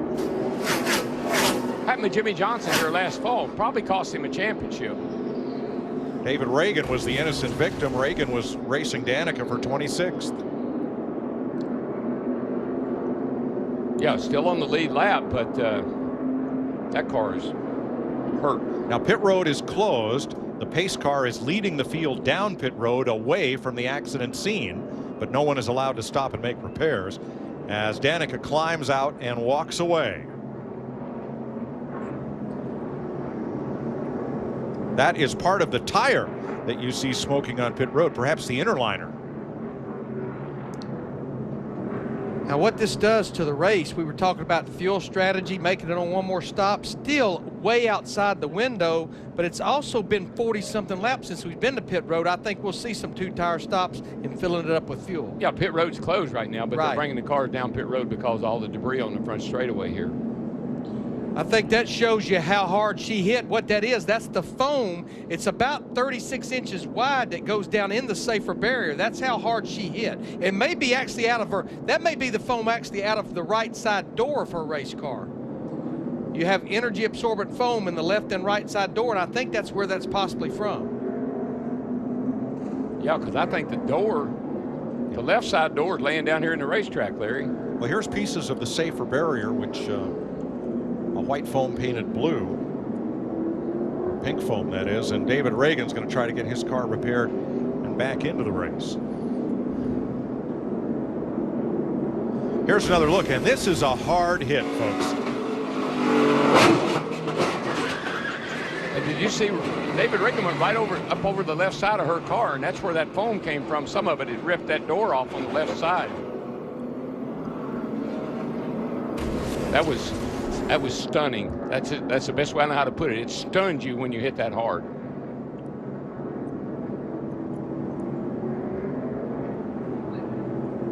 Pit's still closed, and Reagan going to come around again, trying not to lose too many laps and make more repairs. David Reagan, an unfortunate victim at Daytona as well. All 3 of the front row cars taken out in one crash at Daytona. Yeah, and after we watched that replay and see how that car went up over the left side of Danica's and tore the whole left side of it off. We talked about at the top of the show about women in major professional sports, motorsports, and we include not just NASCAR, but IndyCar, drag racing, and others. Wow. Where women compete with men on an equal footing, and we've gotten a lot of tweets mentioning equestrian events, horse racing, and the PBA, where women also compete heads up against men, but they don't have to compete and contend with the safer barrier and race cars piling in at 160 miles an hour, as just happened to Danica Patrick and David Reagan. Watch this. This is a really good view here. Watch that car of Reagan. I mean, it goes right up over it. I thought it was going to clear the car there for a moment, and then you can see the whole left side door and all is torn off of Danica's 10 car. And that's that foam, energy-absorbing foam in the driver's door is where some of that blue foam came from. And I think David Reagan, he was full throttle wide open when he got into her there, trying to get by. A hard crash for Danica Patrick puts us under caution. Under caution at Phoenix, Danica Patrick checked and released at the infield care center after a hard hit when a tire went down. Steve Burns. Carl Edwards took right sides on the last stop, Mike. This stop, he'll take left sides only. Left sides only for Carl Edwards. Matt. Steve, Hendrick teammates Dale Jr. and Jimmy Johnson, second and third, both complaining about their cars being tight. Track is under shade. They think that should improve. They went left side tires in the last stop. Johnson and Jr. both away. Krista. Team asking Denny Hamlin, do you want your windshield cleaned? He said, need it. Do you want a drink? Need it. He also needs to roll the center better. They did the opposite of what they did on the last stop. That means 2 left sides for Denny Hamlin this time. Dale Earnhardt Jr. leads the race off pit road from Carl Edwards, Jimmy Johnson, Matt Kenseth, and Denny Hamlin. Work continues on Casey Kane's car. But right now, here's Chris Myers. And time for an AT&T Race Break, Mike, brought to you by the nation's largest 4G network, Rethink Possible. 122 laps to go. Kyle Busch, who was trying to bounce back from a rough Daytona 500, running 15th at the time, spins out of turn 2. Clint Bowyer in a pit stop had some trouble on communicating 2 or 4 tires with his crew.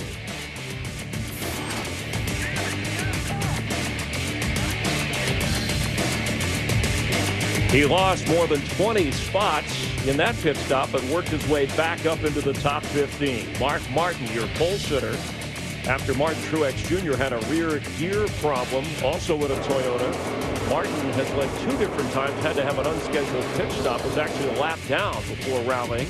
And Juan Pablo Montoya led for 12 laps. He led 22 laps all of last year. It's been that kind of a first half, but moments ago, Danica Patrick with a right front tire going down. As long as you're okay. Yeah, I'm okay, but it was a huge hit. All right, simple. As long as you're all right. And Danica, again, if you didn't hear clear on the audio, she said, I'm okay, but it was a huge hit. So we've had 7 leaders, 9 different lead changes, and now under the 6th caution with Michael Waltrip, Chris Myers, and an interesting series of developments psychologically. She says, I'm okay physically. What does this do in race 2 here this season for the rookie Danica Patrick? It's a new car, and she hit the wall very hard, and she walked away. I think it gives her added confidence. She can race on the edge and know that if there is impact, she's going to be fine. I think the interesting story today at this point is Dale Jr. You know, he started outside the top 20, raced his way into the top 5, and now he's leading the race, and he's proven all race long that he's got a strong car, so it's going to be fun to see if he can hang on up front. Our AT&T Race Break. Let's check in now with Jeff Hammond.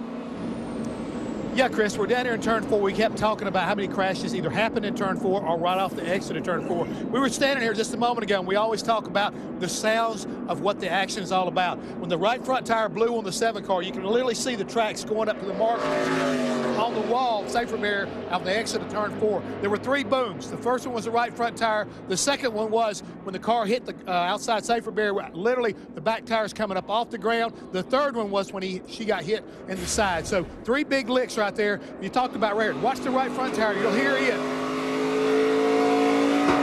There goes the right front. Now listen, big hit there. Another big hit. These we can hear from our location. Again, very, very difficult right now for her to kind of shake this big hits off. Mike? Thanks, Jeff. I speculated that might have been an inner liner from her tire. They don't run the inner liner here at Phoenix. Ready to restart, completing lap 193. Dale Jr., Carl Edwards, Jimmy Johnson hauled them off to turn 1. Boy, Junior was ready to go, wasn't he, Larry? He wants to go somewhere, but watch out. Here comes that 99, Carl Edwards. Got a good run off of turn 2, but here comes Jimmy Johnson down on the bottom. Yeah, Jimmy Johnson in that 48, he got a great restart, and he takes second away from Edwards. Now looking at his teammate, Dale Earnhardt Jr. They've done a nice job there getting that 48 car back to the front. It was, they got off there at one point in the race early on, but they have really made some nice adjustments. Chad Knaus and that whole team. And Yoakum. Mike, Danica Patrick has walked out of the infield care center. You described it on the radio as a huge hit, one of the biggest you've ever experienced. Oh, probably Daytona last year was a little bigger, but no, it was on the right and the left. So whenever those right fronts go, they always feel really hard because you don't broadside, you kind of hit it pretty more straight on. But I mean, took a hard hit both sides, and, you know, I'm fine. So, you know, NASCAR's doing a good job with safety. But, yeah, no real good warning. You know, the car wasn't all that tight, and I was mostly chasing the rear. So, and there was no vibration that told me within the lap before it was going to happen. So, you know, for me, this is just, it just sucks to lose the points. You know, everybody works hard, and after last weekend, we really just wanted to get these 3 races, get some solid points, so that when they reestablish the garage area, we're parked in the dirt this weekend, so I really wanted my guys to get in the garage area. So we'll just have to come at them at Vegas. I really like Vegas, so it should suit me well. But you know, we were having a steady day, not great, but we were making progress. Carol, she was having a workmanlike day. She was in 26th on the lead lap, getting the job done. I think that's all you can ask out of her right now. I mean, I keep saying this is a new car. She's a rookie driver. She's going to go through a lot of learning experience. But right now, a guy that I just kind of wish at halfway there, I'd have said keep an eye on Matt Kenseth, because he has the car that's really shining right now. One last thing on Danica Patrick. She talked about loving Las Vegas. One of her few or only top 5 finishes in the Nationwide Series there 2 years ago. She truly likes that racetrack. And we'll be there next Sunday with NASCAR on Fox. And that garage thing is huge. I mean, just like she said, she's parking out here in the outside with no garage stall.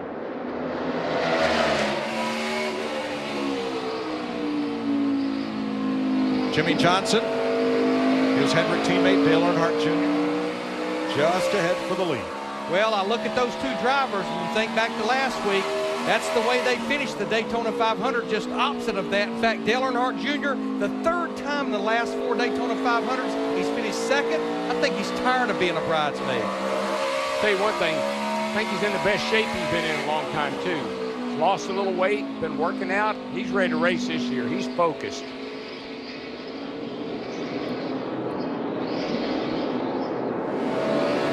Gyro cam on Jimmy Johnson through the 9-degree bank dogleg. Back to the flat for just a little bit and then into turn 3. That 48 car is pretty stout right now. It's really getting off the corner with a good head of steam. Yeah, it almost like his performance starts in the middle of the corner. It's turning just a little better than Dale Earnhardt Jr.'s. Almost right there, and he's able to put that throttle down. I think it's even better in 3 and 4 than 1 and 2. Yeah, it is. It looked like he might have got a little arrow push that time when he was up so close to Junior. But I said earlier, this track is so different one into the other. 1 and 2, totally different than 3 and 4. Well, I do know this. While they're going at it, there's an orange car that just keeps getting closer and closer to the picture. Matt Kenseth. Here's the battle for 5th with Denny Hamlin in the 11, Keselowski in the 2. Yeah, back to Matt Kenseth in that 20 car. He was so much faster than everybody in practice. We were surprised he didn't break the track record and settle on the pole, but he's got it hooked up right now, Steve. And DW, you're right. Matt Kenseth just said it's too tight in 1 and 2, but it's getting better as we run. His crew chief, Jason Ratcliffe, said, I think that's the shade down in 1 and 2 making the difference. They took left side tires on the last stop. You know, behind the front 4, everything is pairs racing. You have Keselowski and Hamlin for 5th, Bowyer and Harvick for 7th, Gordon and Kurt Busch for 9th, Stewart and McMurray for 11th, and Mark Martin just got past the 31 of Jeff Burton for 13th, 2 by 2. Noah would like this race. Yes, he would.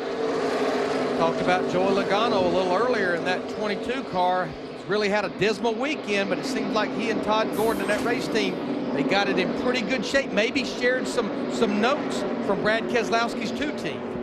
It's just so good to have a teammate that's running well. 108 laps to go in the desert. Dale Earnhardt Jr., leader of the pack.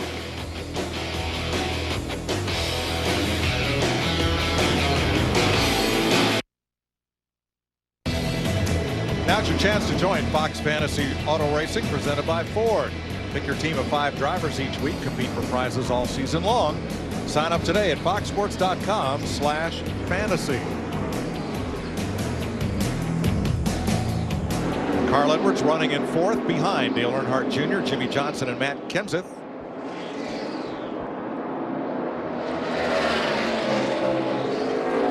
Kasey Kahne in 22nd, trying to rebound from a pit stop where a tire hung up, and Kahne fell from 11th to 23rd. And once again, Mike, he gets in the corner here, turn one, the car gets loose and up the hill to go. There he goes again. Matt. And DW hasn't said much about the car being loose this run. And Mike, you touched on it. When they pitted on the left rear, they went to put the new tire and wheel up on the hub, and 2 lugs fell off. That's what cost them that time. Thanks, Matt. He's not the first driver who's got to dig himself out from deep in the field today. Denny Hamlin and Kurt Busch did it starting tail end after replacing an engine and going to a backup car respectively.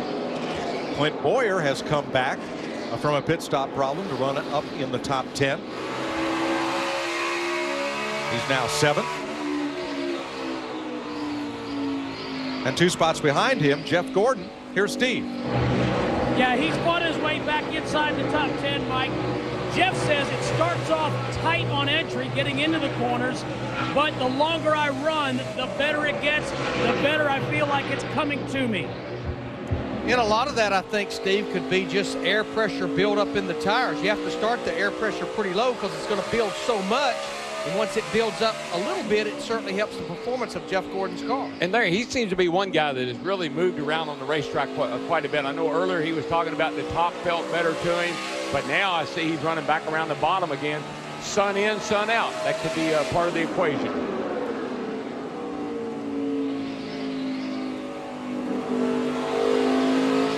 Down to 106 miles an hour in the corner, and during practice, we were seeing 160 plus at the end of the straightaway. And there's the steering position. That tells you how much he's having to turn that wheel.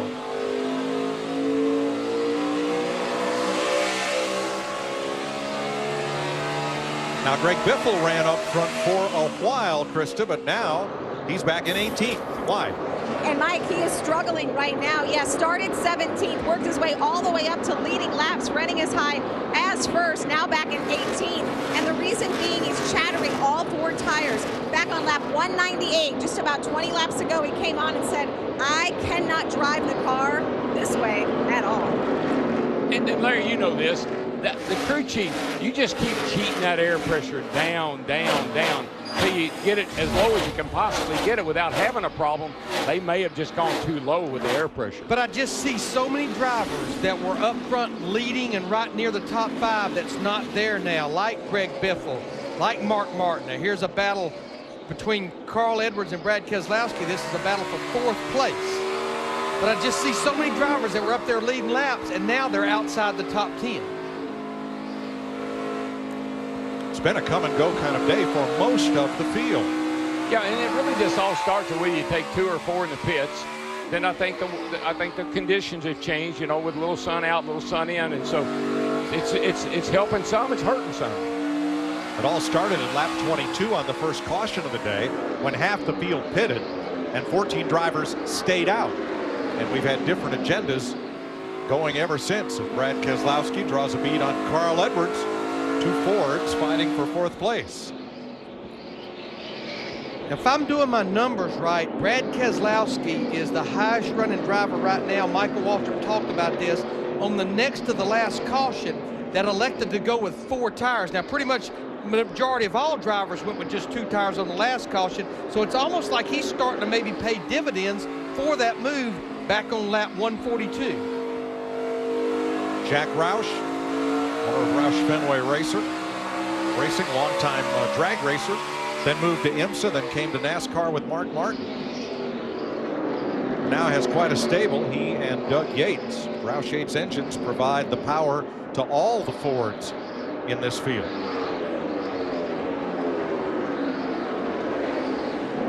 "90 laps to go in Phoenix. Dale Earnhardt Jr. now with an 0.8 of a second lead over teammate Jimmy Johnson.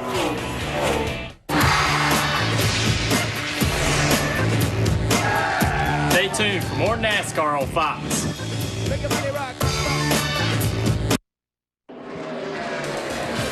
83 laps to go in Phoenix. Dale Earnhardt Jr.'s lead over Jimmy Johnson, stable at about 0.6 of a second.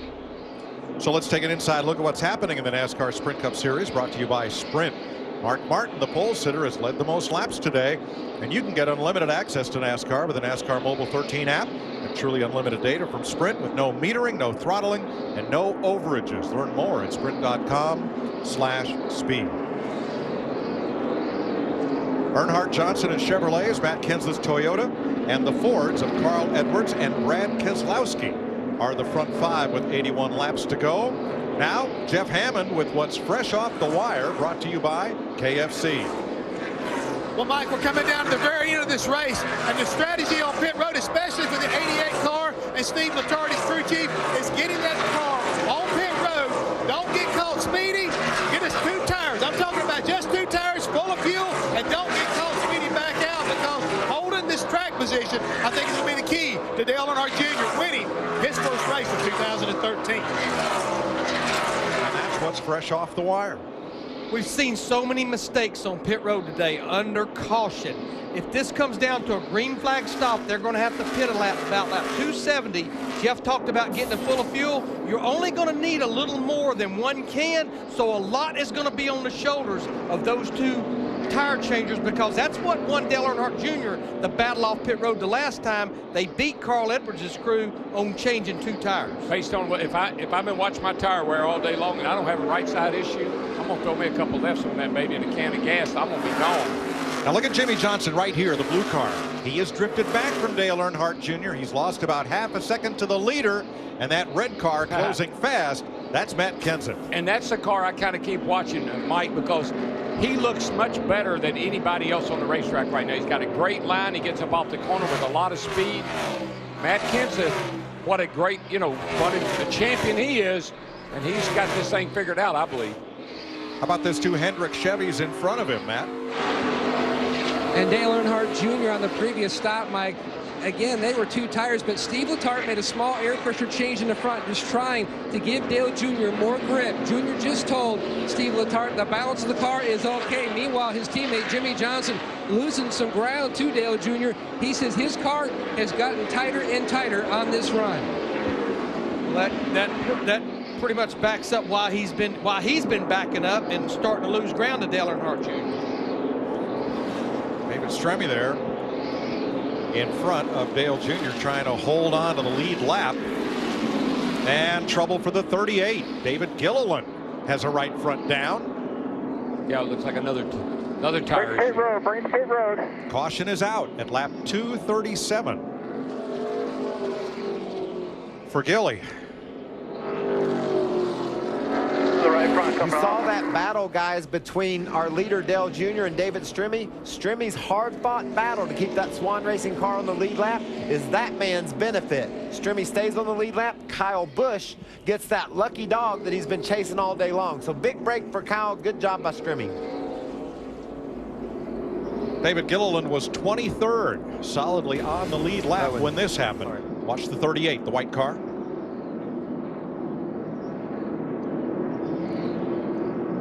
You see the black smoke come from the tire. Looks a lot like what happened to Danica there a little earlier. That thing blows, and man, you got no hope. You just hang on and thank God for safer barriers. The minute you saw that puff of smoke, that's when that tire blew out. Nice job of Marcus Ambrose in the number 9, avoiding being a big part of that. And Michael mentioned Kyle Busch. He has fought hard. I mean, he's been trying to at least get back on the lead lap, and I don't know, did he make it then? He did. For 200 laps, he's been fighting to get back there. Pit road is open, Steve.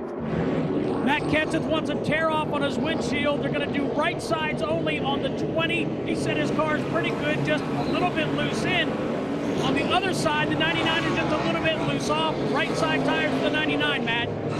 And the 88 of Dale Earnhardt Jr., he told Steve Letarte that my car started to get freer and freer as they went. They waited to top the car off of fuel, left side tires on the 88. Krista. Brad Keselowski also in. He asked his crew chief, can we make it from here? Paul Wolfe said, copy. Brad said, I'm in with whatever your plan should be. Once again, it's Carl Edwards that's the big gainer coming off pit road. Remember, they lost the battle the last time. They made up for it, and right there could be critical because you see right up there, 74 laps to go. I think pretty much you may be done coming to pit road. It's all about hard racing from here on out. Track position is key. David Gilliland brings out the caution flag, the 7th one today. With 74 laps to go, you're watching NASCAR on Fox.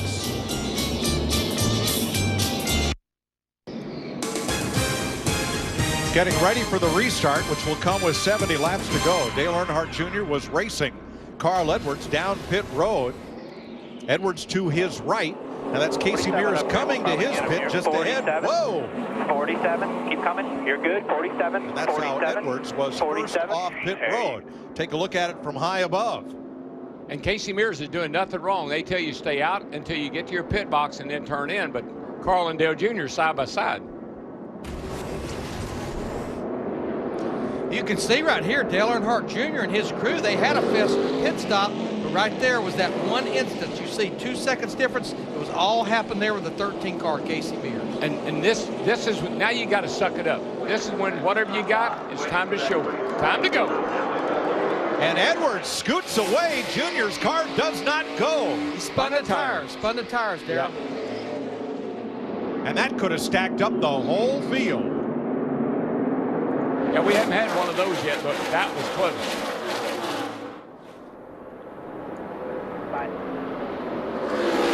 Look at them 2 by 2. Desperate fight for position here. Best chance to gain a spot on the restart. I'm just telling you, like every race you ever go to, folks, these last 69 laps, they're going to be nail biters, because this is when you just give it all you got. Bowyer pops out in 5th place. How about our leader, Steve? Crew Chief Jimmy Fennick just told Carl Edwards you are 3 laps to the good with your fuel. Jimmy Fennick won here in 2005 with Kurt Busch. Car up in the wall, turn 3 and 4. That was Casey Kane, but he did not pop a tire. He continues, just got up there and brushed it. Audio from Brad Keselowski. Driver David here. Yeah, nothing too aggressive, but yeah, anything will help in case it goes into overtime. Yeah, pitting with 74 laps to go, that should put every driver in the window, but Paul Wolfe told him, basically, we have to figure maybe a green-white checker, but look at this battle here for 7th with Kevin Harvick, Matt Kenseth, and Tony Stewart at 14. Hey, one thing I noticed about the 20 car, he's good on the long run, but he gets kind of eaten up on these short hauls here. Kenseth falls right there to 9th, or sits in 9th. Behind him side by side, Jeff Gordon trying to fend off Joey Logano. And behind them, Montoya and Martin. And remember, it was reported that Jeff Gordon's car, it takes a few laps for it to come in after a restart or after making a pit stop. Yeah, he seemed to have another car that, based on air pressure and everything else, it just gets better and better. But, man, you're going to get eaten up on these short runs. Really, truly, 60 laps is not a very long run. Behind them, Menard and Biffle. A battle side by side for 14th. And right with them, the 51. Whoa, trouble turn 4. Kyle Busch. Up and into the wall, but he continues. I'm not so sure he didn't get into it with his brother. He just had gotten back on the lead lap that last caution by getting the free pass. Yeah, and he's been driving up through the field pretty aggressively, and I'm not so sure he and Kurt didn't make some contact. Kurt's in 20th and has had just a great run today, but is now drifting back. Kurt restarted in the top dozen, the black number 78. Well, like I said, this is when you just take what you can get. You got no time to be nice. Kurt got loose, got up into the wall. Kyle Busch basically all but followed him up there.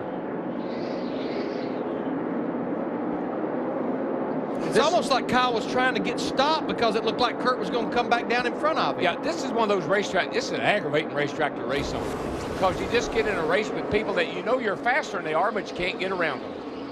So Kurt is now 21st and Kyle 26th. On point, it's Carl Edwards from Jimmy Johnson, Dale Jr., Denny Hamlin, and Clint Bowyer. A Ford, 2 Chevys, 2 Toyotas in the top 5. You know, something I want to point out, we were talking with Michael Waltrip during commercial break. We've certainly seen several right front tires blown. I want to stress, that is not a tire problem. Think about who's been blowing tires. It's drivers that has not had good handling cars. Another driver may have tire trouble, Krista. Well, Mike, I was standing in Greg Biffle's pit when that incident with Kyle Busch happened. All of the guys jumped and ran to the wall. I switched over to Greg Biffle's channel. He said, I have no turn at all. Spotter Joel Edmonds looking at the tires as Greg goes by. Right now, they said you're okay, but there may be some panic down here in the 16. Thanks, Krista. But there was no caution, and Biffle runs in 14th. Let's go back and revisit this restart, Darrell. Things got pretty desperate there, all the way through the field here. Yeah, this joint is notorious for this happening right here. But you notice, Junior, he's spinning his tires. He can't get going. That was something that could have caused a huge wreck at the front of the field.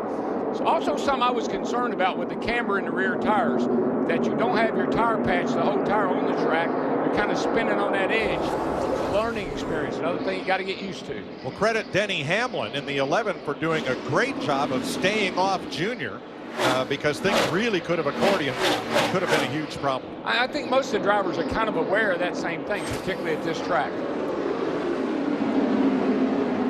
Matt?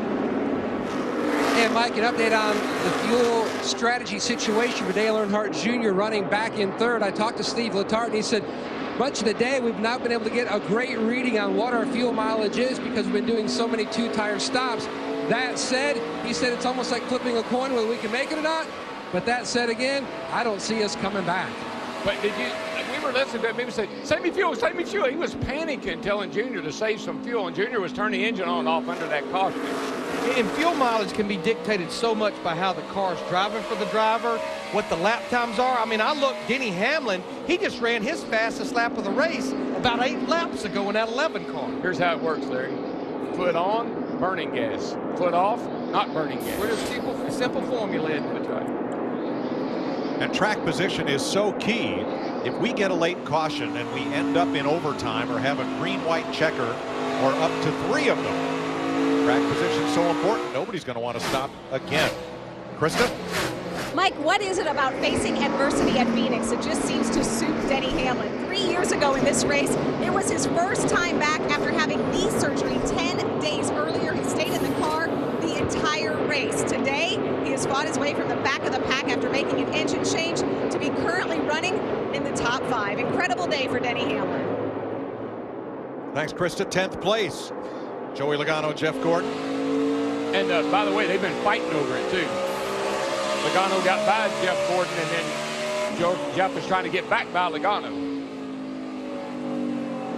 But to the point we were making, we're about 12 to 14 laps into this run. It's like Jeff Gordon's car's come to life. Jeff Gordon needs this thing to stay green. He doesn't need a caution for a short run. Yeah, well, that's the problem, Larry. When you got a car that's good over the long haul, and you lose so much time to the leader that by the time you get there, it's too late.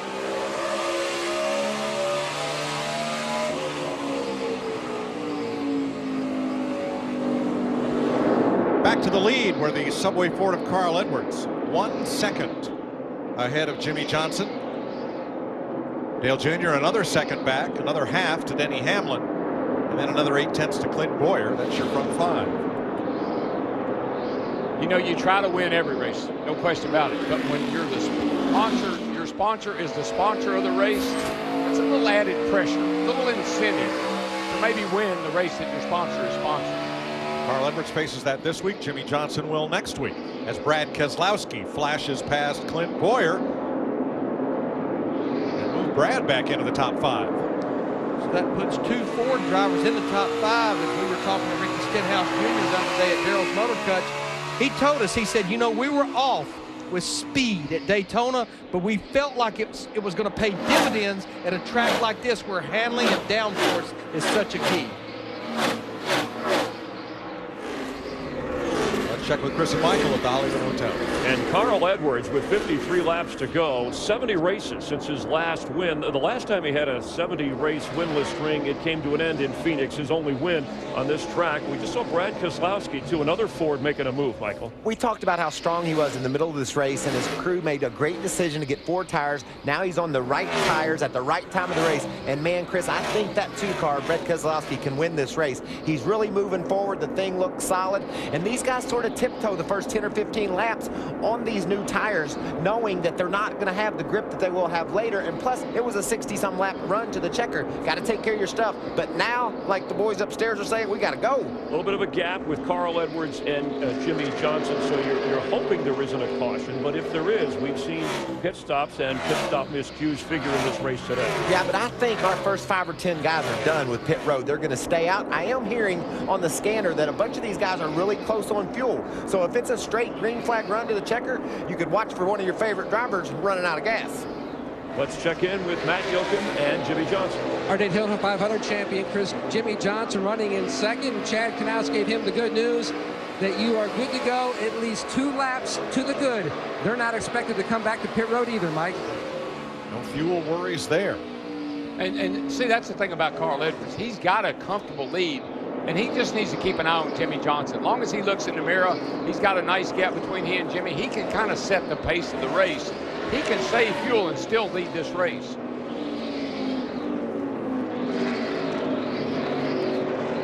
Fourth and fifth place there. Now Matt Kenseth in the 20 just went past Kevin Harvick. So Kenseth, as we documented, good on long runs, and that's what this is starting to be. Kenseth moving back toward the front, currently 7th. That driver right behind Kevin Harvick in that 14 car, Tony Stewart, remember they went with Ford tires a couple of stops ago, and he was about to fall outside the top 20. Said the car was terrible on 4 fresh tires, and now he's moving back toward the front. He's cracked the top 10 at 9th. But that's the way race strategy works. You're at the front, then you do something to the car, and you fall to the back, and then but you try to be where these guys are now. Your strategy is to get yourself in this position at the end of the day. Stewart makes the pass, 8th place. The battling duo are still at it. They are. 22-year-old Joey Logano against veteran 4-time champ Jeff Gordon, and they continue to battle each other hard. Yeah, that's a heck of a battle for 10th place, and neither one of them want to give it up, and they both had it. 47 laps to go. Have we seen the last yellow flag or the last pit stop of the day?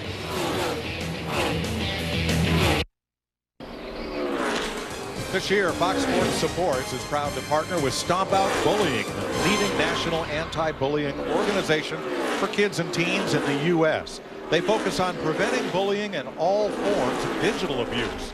They educate against racism and hatred, deter violence in schools and online, and help at-risk students. To learn how you can help, please visit stompoutbullying.org. 42 laps to go with Carl Edwards and Jimmie Johnson staying about the same distance, 1.1 seconds apart. I think that's just Carl keeping an eye on Jimmie and keeping that gap, finding the gap. Dale Earnhardt Jr. third, 2.6 back. Brad Keselowski, Denny Hamlin. Lap car of Dave Blaney separate the 2 leaders.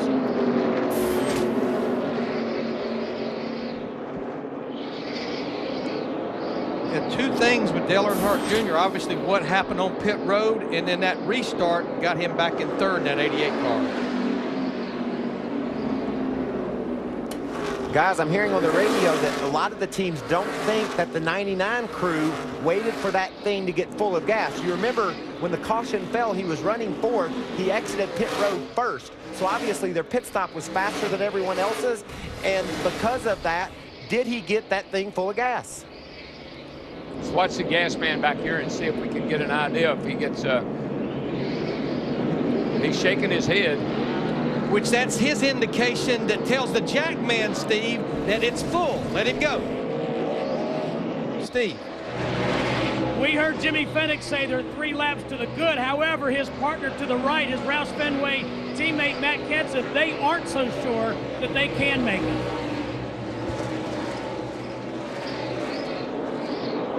Keselowski and Earnhardt. And the series champion, Brad Keselowski, who in the offseason switched from Dodge to Ford, has now moved into 3rd. I'm doing a good job. You were clearly the best car. Just get what you can, but be smart. I'm doing a good job. You were clearly the best car. Just get what you can, but be smart. There's the gap for 2nd, 3rd. Larry, we were kind of wondering how Jimmy Finning, the old guy, kind of sets on the pit box for the 99 car this year. We wondered how he and Carl Edwards would play and how they would get along. Didn't take them very long to find that sweet spot, did it? Well, and we know that Jimmy Finning is a very demanding crew chief. He pretty much told Carl, you know, you can live in Missouri, you can do other things, but you have to give me your full, undivided attention. He's pretty set in his ways. Last year in this race, Edwards was running 12th when he ran out of fuel. Oh, he didn't hear you say that. Well, different crew chief, different people working on that car this year. Exactly. Same team, Roush Fenway Racing. But he didn't have to hear you say that because he remembers it. Paul Wolf, the champion crew chief of 1 year ago for Brad Keselowski. Third at 3.3 seconds. And that gap is not shrinking appreciably here with 36 laps to go. Yeah, Paul Wolf and Brad Keselowski, the only driver crew chief combination to win a championship in the top 2 series, the Nationwide Series together, and of course the Sprint Cup Series last year. And Chad Knaus, who celebrated his first Daytona 500 victory 1 week ago. And he actually slid a ring on Miss Lisa's finger. He is engaged, soon to be married. Congratulations. Earnhardt 4.2 back, Hamlin 5.5 to the leader, and those gaps are stable. There are still 28 drivers on the lead lap that could figure into this should we have a caution flag and the chance at another trip to pit road. 34 laps to go. Can Carl Edwards hold that lead? Don't move. We're going to go side by side.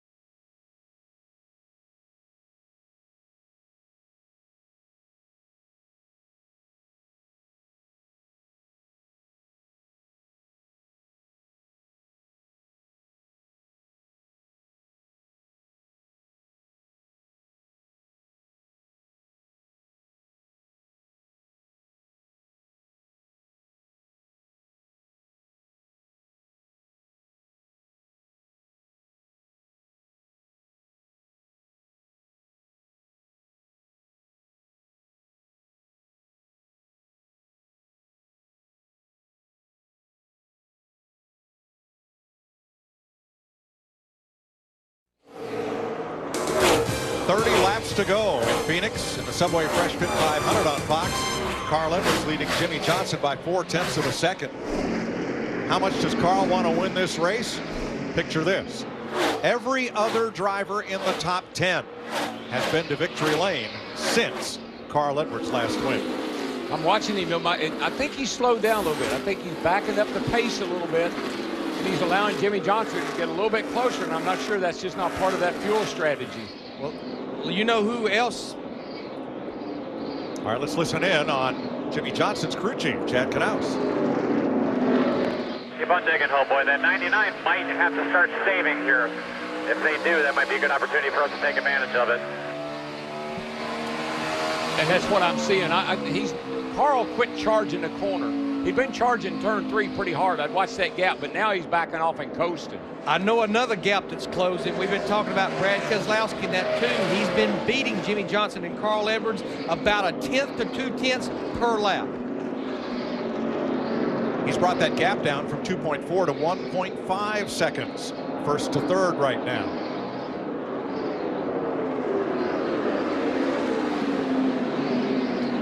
Yeah, and 2 car is not saving fuel. I can promise you, because I got a great view of turn 3. And you can just see drivers that are coasting in that corner, kind of out of the throttle. Brad Keselowski is not one of them. He is driving down into turn 3.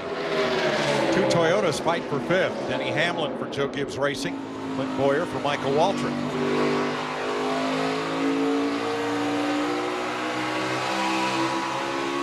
I think Keselowski really, I think he smells something. I think he sees those 2 in front of him slowing down, possibly saving fuel. He's not worried about that, and he is coming in a hurry, guys. I talked to him this morning, Darrell. I won't say he's strutting around the racetrack, but boy, has he got the confidence of a champion. He is ready to roll. He is ready to win. His idea of defending the championship has nothing to do with defense. No, and you know what? Last week, Jimmy Johnson won Chevrolet. They won the first race in the Gen 6 car. I'm pretty sure Brad would like to give Ford their first win in a Gen 6 car.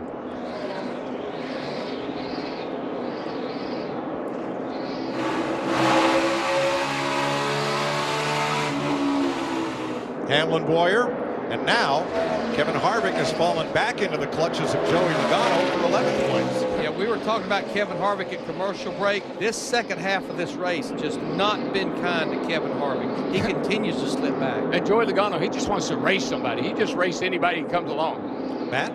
Mike, the 29 of Harvick, he's just been sawed on the wheel. The car just absolutely a handful, so free from start to finish of the corner.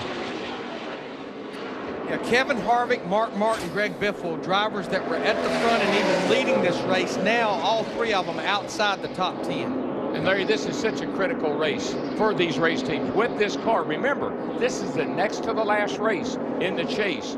What you learn today can be invaluable to you when you come back here in November. Edwards, 7/10 ahead of Johnson. 3 times since Carl Edwards' last victory, he has been passed for the lead on the final lead change of the race.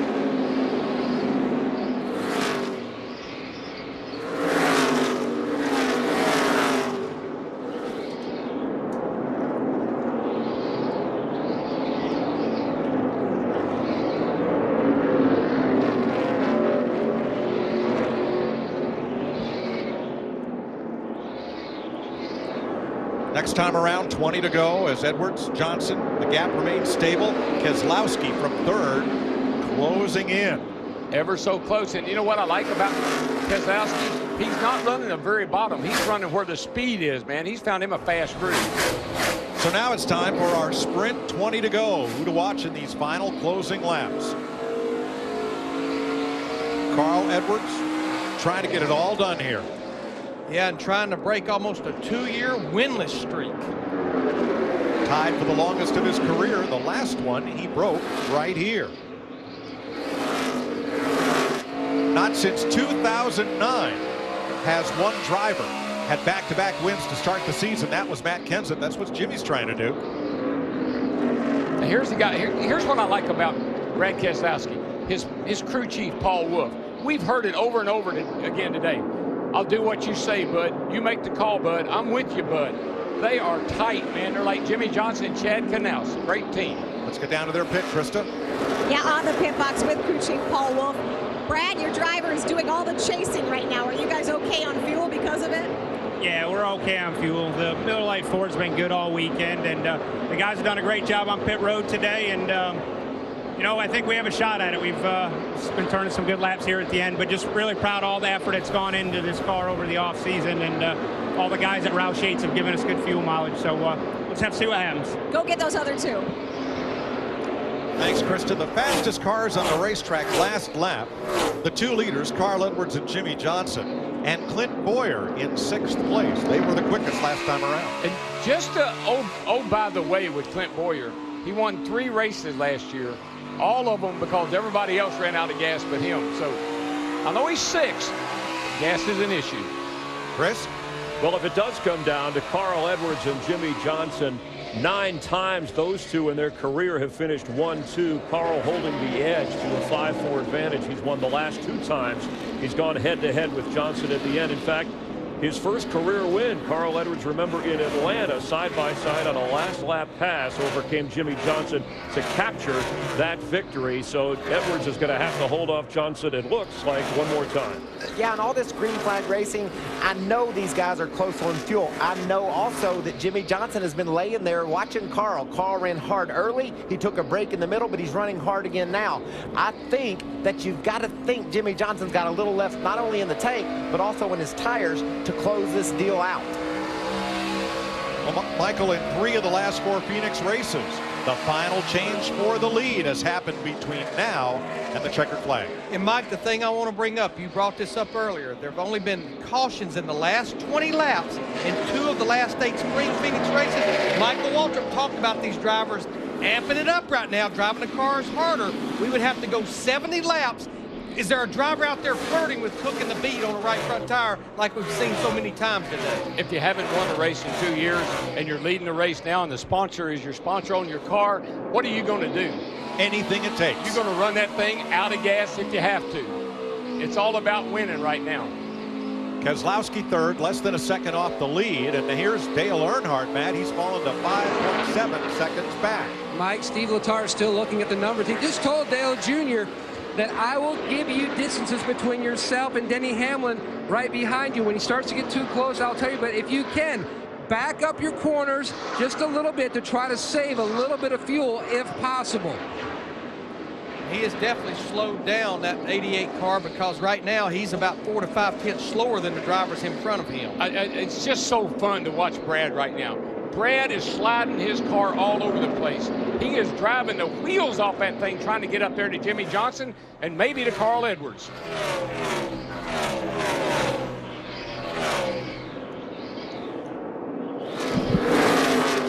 .7 of a second as Jimmie Johnson, well, closes a little, gives a little, takes a little. Yeah, well, but the good news is Brad sees him. He's getting closer. Jimmy's getting closer. That's just all a driver needs. That just pumps you up that much more. How about our leader, Steve? Yeah, the only thing as crew chief Jimmy Fennig has said is keep an eye on your gauges. You know what? I'm like Darrell on that one. I'm going to stand behind the driver. Forget those gauges now. Hey, don't tell me about that now, bro. I'm done with those.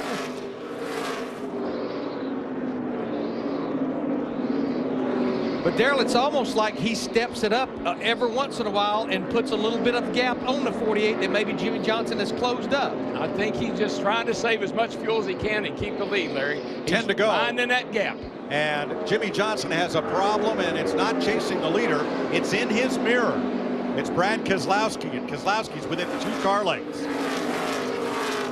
But that could be great news for Carl Edwards in that 99. Jimmie Johnson and Brad Keselowski get to fighting it out. Carl Edwards is going to love that. What Brad Keselowski is thinking, I need to get by this 48 in case that 99 does run out of gas.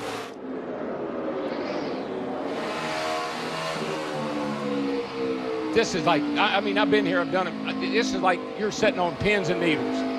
If you're Brad Keselowski, you're trying to catch the guy in front of you. If you're Carl Edwards, you're looking in the mirror, trying to keep that gap the same and not burn all your fuel up. Save a little fuel. And now on the interval, you can see that Carl Edwards pulls away as Jimmie Johnson has to defend second place.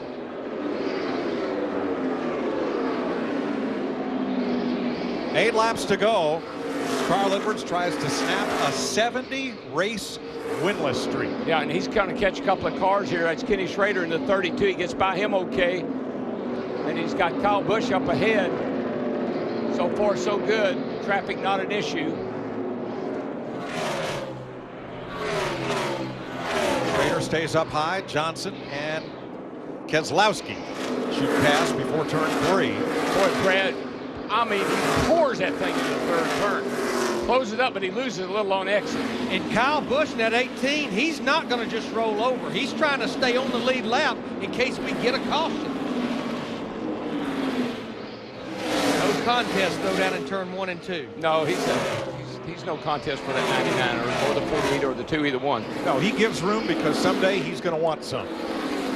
You see right here, he's up high out of the way. That's the right thing to do.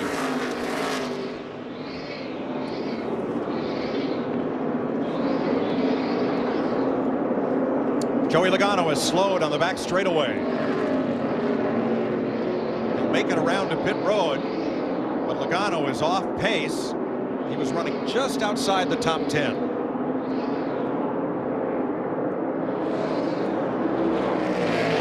Engine sounds off as he comes by. It might be out of fuel. Yeah, it did not sound good when it came down the front stretch. But if he, we did hear the engine run, but it sounded flat. And he goes to the apron with 4 laps to go. Logano was 10th, and he's saying he's out of gas. Kind of thought that's what it sounded like. It had that flutter in it. And he ran out of gas with about 5 laps to go. You figure the fuel mileage these drivers get, that's a little over a gallon of fuel that he was short. And who's his teammate? Brad Keselowski. Running in 3rd. Jimmy Johnson's been able to hold him off, and Schrader brings out the caution. And it looks like wall over there. Track is clear. Looks like a right front. We just didn't make that 70 laps that we were talking about. This changes everything. Now, what are you going to do there, Mr. Crew Chief?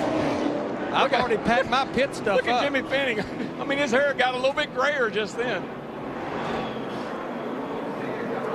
Carl Edwards had victory in sight. Just 3 laps to go. Now we're under caution. We're going to go to at least 1 green-white checker, maybe 2, maybe 3. How many cars in the lead lap? 22, plus a free pass car. Do you dare stop? If you're in the top 10 or 12, you don't even think about coming to pit road. Not even like thinking about any it. overtime game. Do you run out of gas in overtime? You see they're cutting their engines off. Of course, when the engine's not running, there's no fuel being used. So they're just coasting here, trying to maintain caution car speed, but coasting to save fuel.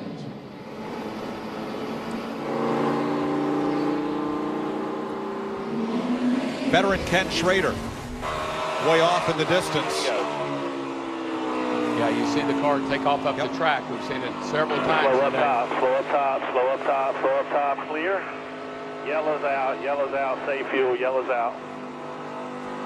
I mean, you hear these guys all the time say, yeah, we're good if we don't have any green-white checkers, but once you get into overtime, whoa, who knows? The pits are open. The leaders stay out.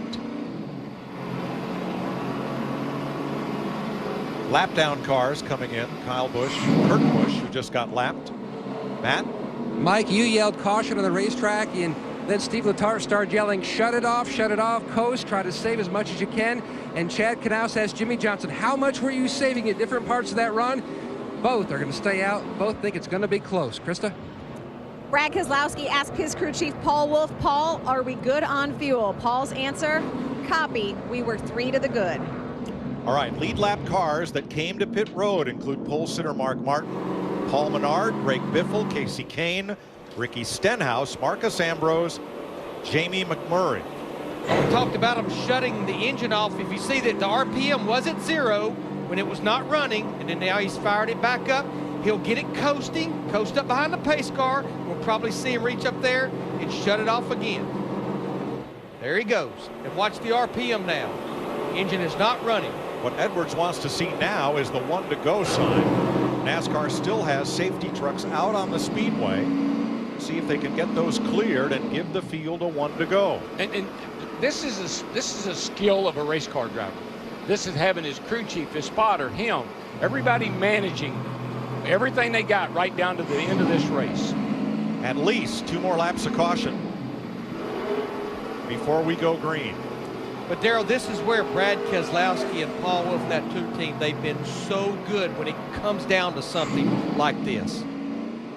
Y'all, I'm about to have a fit down here. This is everything you want in a NASCAR race. We've had side-by-side racing. We've had crashes. And now these crew chiefs, like you said, brother, they've planned this thing out to the nth degree, and we're going to have overtime on top of that. Holy cow, what a day. I agree, what a day. We knew it would be. 1.5 laps to green as the 33 Landon Castle slows in the back straightaway. And again, things to remember, hot tires. Spinning the tires like we saw Dale Jr. on a restart. It could cost the 99 Carl Edwards the race. It could cost Jimmy Johnson the race. Guys running out of gas in front of you. All kind of scenarios. Now, if Castle can't get back to pit road, they would have to wave off the 1 to go that they want to give them this time. Signal is for 1 to go. And it'll be our first attempt at green-white checker. And there's not a push truck anywhere in sight to push that car in.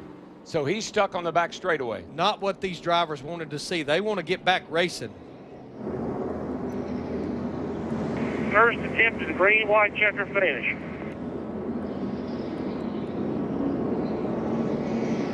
Well, I don't see how we're going to be able to go green with that 33 car sitting on the back. Here comes the tow truck out now. Steve? Hey, I'm listening to Jimmy Fennig right now. He said, "You're good to go, just go. We can make it to 3:18. That is 6 laps from now. Well, based on what I've seen in the restarts and last few laps of these races, they're going to have to make it that far. It's going to be borderline. They just now got to the 33 car of Landon Castle. But Larry, they can get him into an opening and off the track before the field comes around on the next lap. They want to go green this time. Yes, they do. And they are trying hard to get him off the racetrack. I think they're going to do it. Everybody, I can tell you who else. All the drivers are trying hard. They say, just slow us down, let him get out of the way. To settle it, Edwards, Ford, Johnson, Chevrolet, Keselowski, Hamlin, Earnhardt, the front 5. We're good to go, boys. Boyer, Kenseth, Stewart, Jeff Burton, and Jeff Gordon. This is all about don't spin the tires, don't run out of gas, and don't screw up. Kenseth gets a jump. Keselowski shoving him the length of the front straightaway. He actually did shove him. If the leader makes it back around and takes the white flag, the next flag after that ends the race. Boy, Jimmy Johnson and he were just so close off that second turn. Keselowski should have the advantage. But this is where Brad Keselowski's been so strong, getting down in the corner and getting it turned.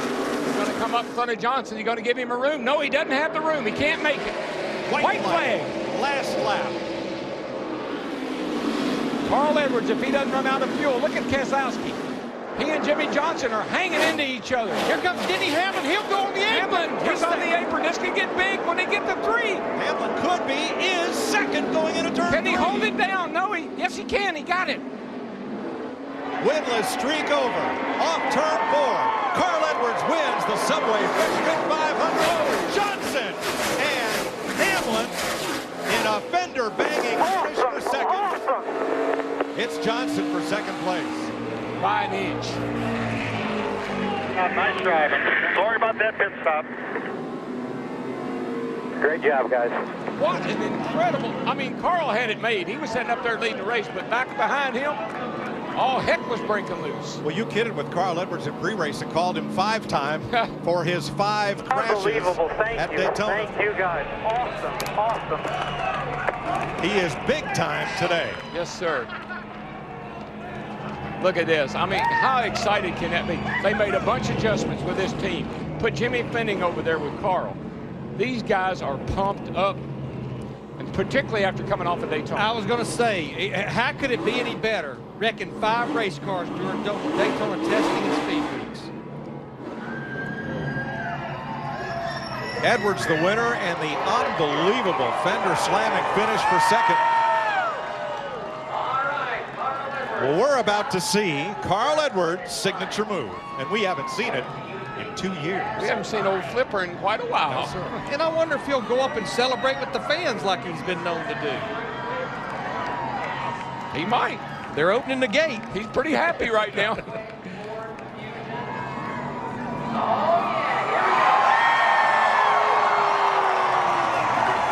look out now, buddy. Be careful here now. Clear.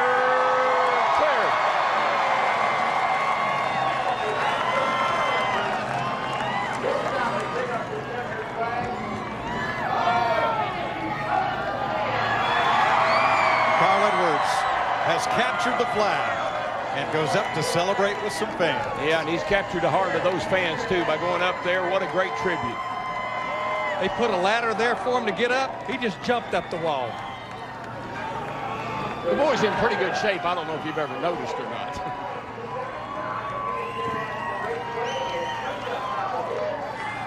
A great win for Carl Edwards and Jimmy Fennig. And as they go to victory lane. You won't believe our 5-hour big move of the race.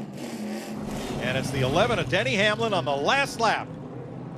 The 2 and the 48 were banging on each other up in the middle of the corner, and that opened the door for the 11 of Denny Hamlin. And watch him take that shortcut, slide right up in front of the 2 car, and then this gets really good right here. Watch this.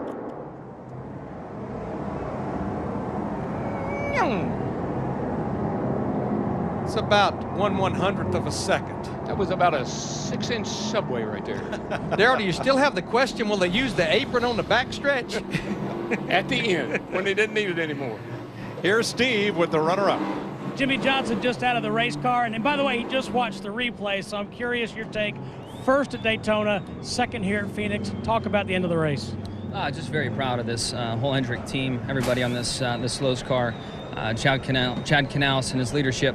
It was a tough year for everybody over the offseason, and our shop worked real hard to get us ready. And to open like this, great qualifying efforts, great speed in the race, great pit stops across the board. I'm very proud of this Lowe's team.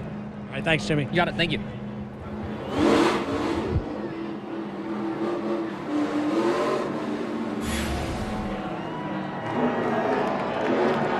The backflip is back by 1.02 seconds. Carl Edwards is a winner in Phoenix.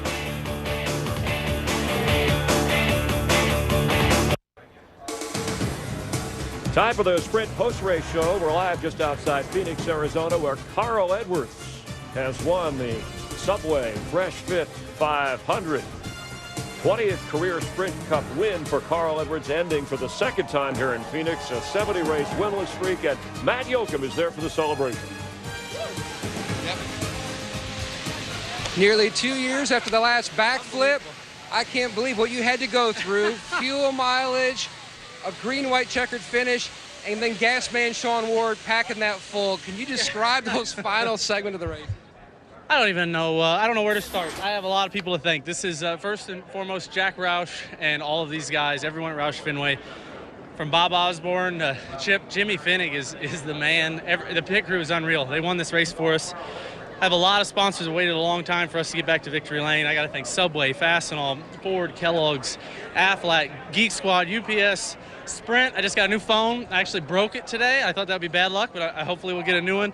And just all the fans. This is huge. It's a Subway race, and we won it, and we're back. What's it mean after almost a 2-year drought?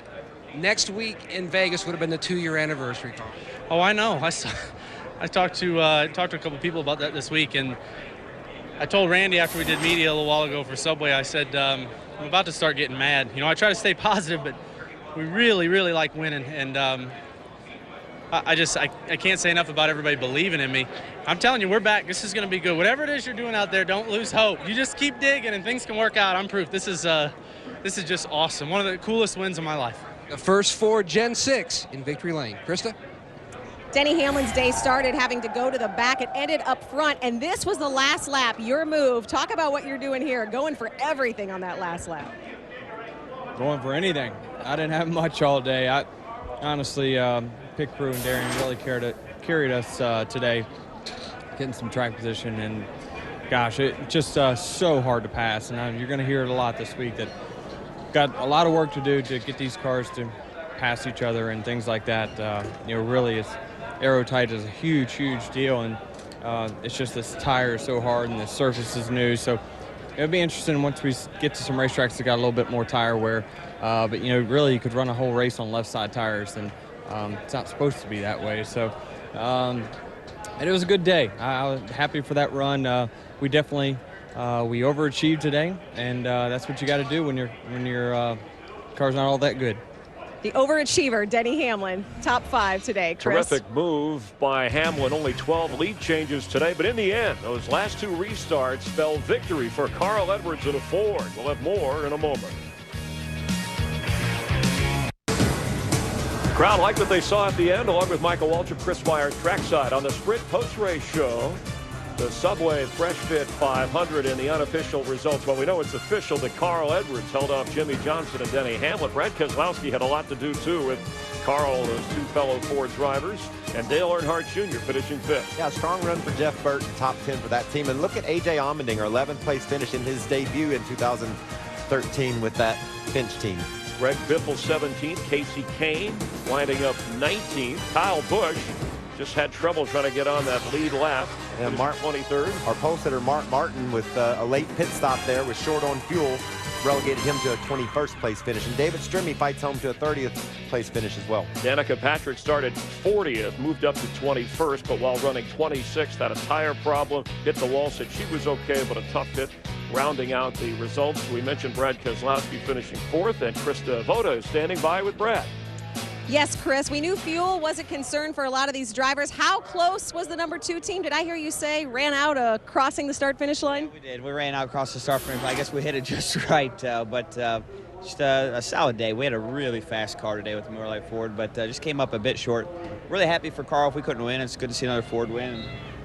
You know, I know how important this race is to him with Subway and all, so good for him. And gave him a little push there at the end, and was hoping that I could use that momentum to get by the 48 too, but that didn't work out. And raced him pretty hard, got sideways, and he ran me pretty cool, and just good racing there then with him and Denny Hamlin, and just came up a bit short of the win, but our cars are fast. It's the best start to the season I've ever had, and we're pumped up. We've had a shot at winning all 4 races I've been in this year with the Nationwide and Cup, and just came up that little bit short, but we got a lot to be proud of at Penske Racing. Champ starting off right where he finished last year. Steve Burns? Well, Dale Earnhardt Jr., you led some laps today. Talk about this race in its entirety.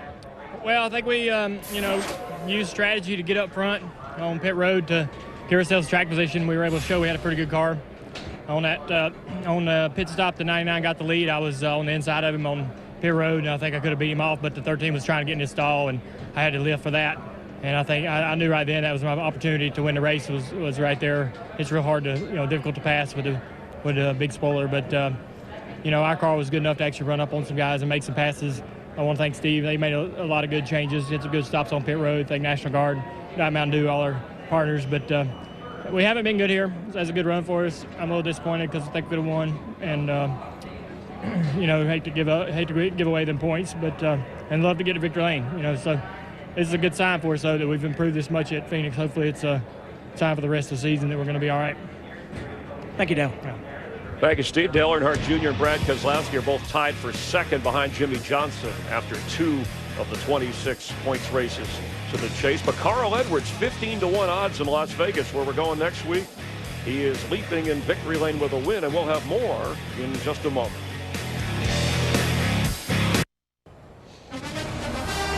The Sprint post-race show continues. Carl Edwards finishing ahead of Jimmy Johnson and Denny Hamlin. And what a battle as Carl Edwards ends that string. He was having to fight off Jimmy Johnson as Denny Hamlin made a move. Denny was trying to squeeze the door closed on Jimmy Johnson, and 05 time wasn't having any part of that. Yeah, and the yellow line's not out of bounds. It's only in Daytona and Talladega. Certainly he used that. Now, after 2, it's 26 before we go to the chase for the end, Michael Waltrip. But who's really in trouble here? Well, we got some big stars that are outside the top 30 in points. Casey Kane, chase guy last year. He's 31st. Kyle Busch, 33rd in the points. Heck, Harvick's, he's 30th. Tony Stewart's 23rd. We got some big names that had better get going in Vegas. And Jimmy Fennig, the crew chief of Carl Edwards, teamed together for the first time. You heard Carl Edwards talk about him. Fennig has won a championship with Kurt Busch. He's won a couple of Daytona 500s, and he helped Carl Edwards end that 70-race string. In fact, he was called 5-time for the crashes in the speed weeks, his worst weeks ever. And now he's back with a win as Jack Roush and the Subway crew celebrate. Tonight on Fox, The Simpsons, it's the old animation domination, Family Guy, and then Bob's Burgers.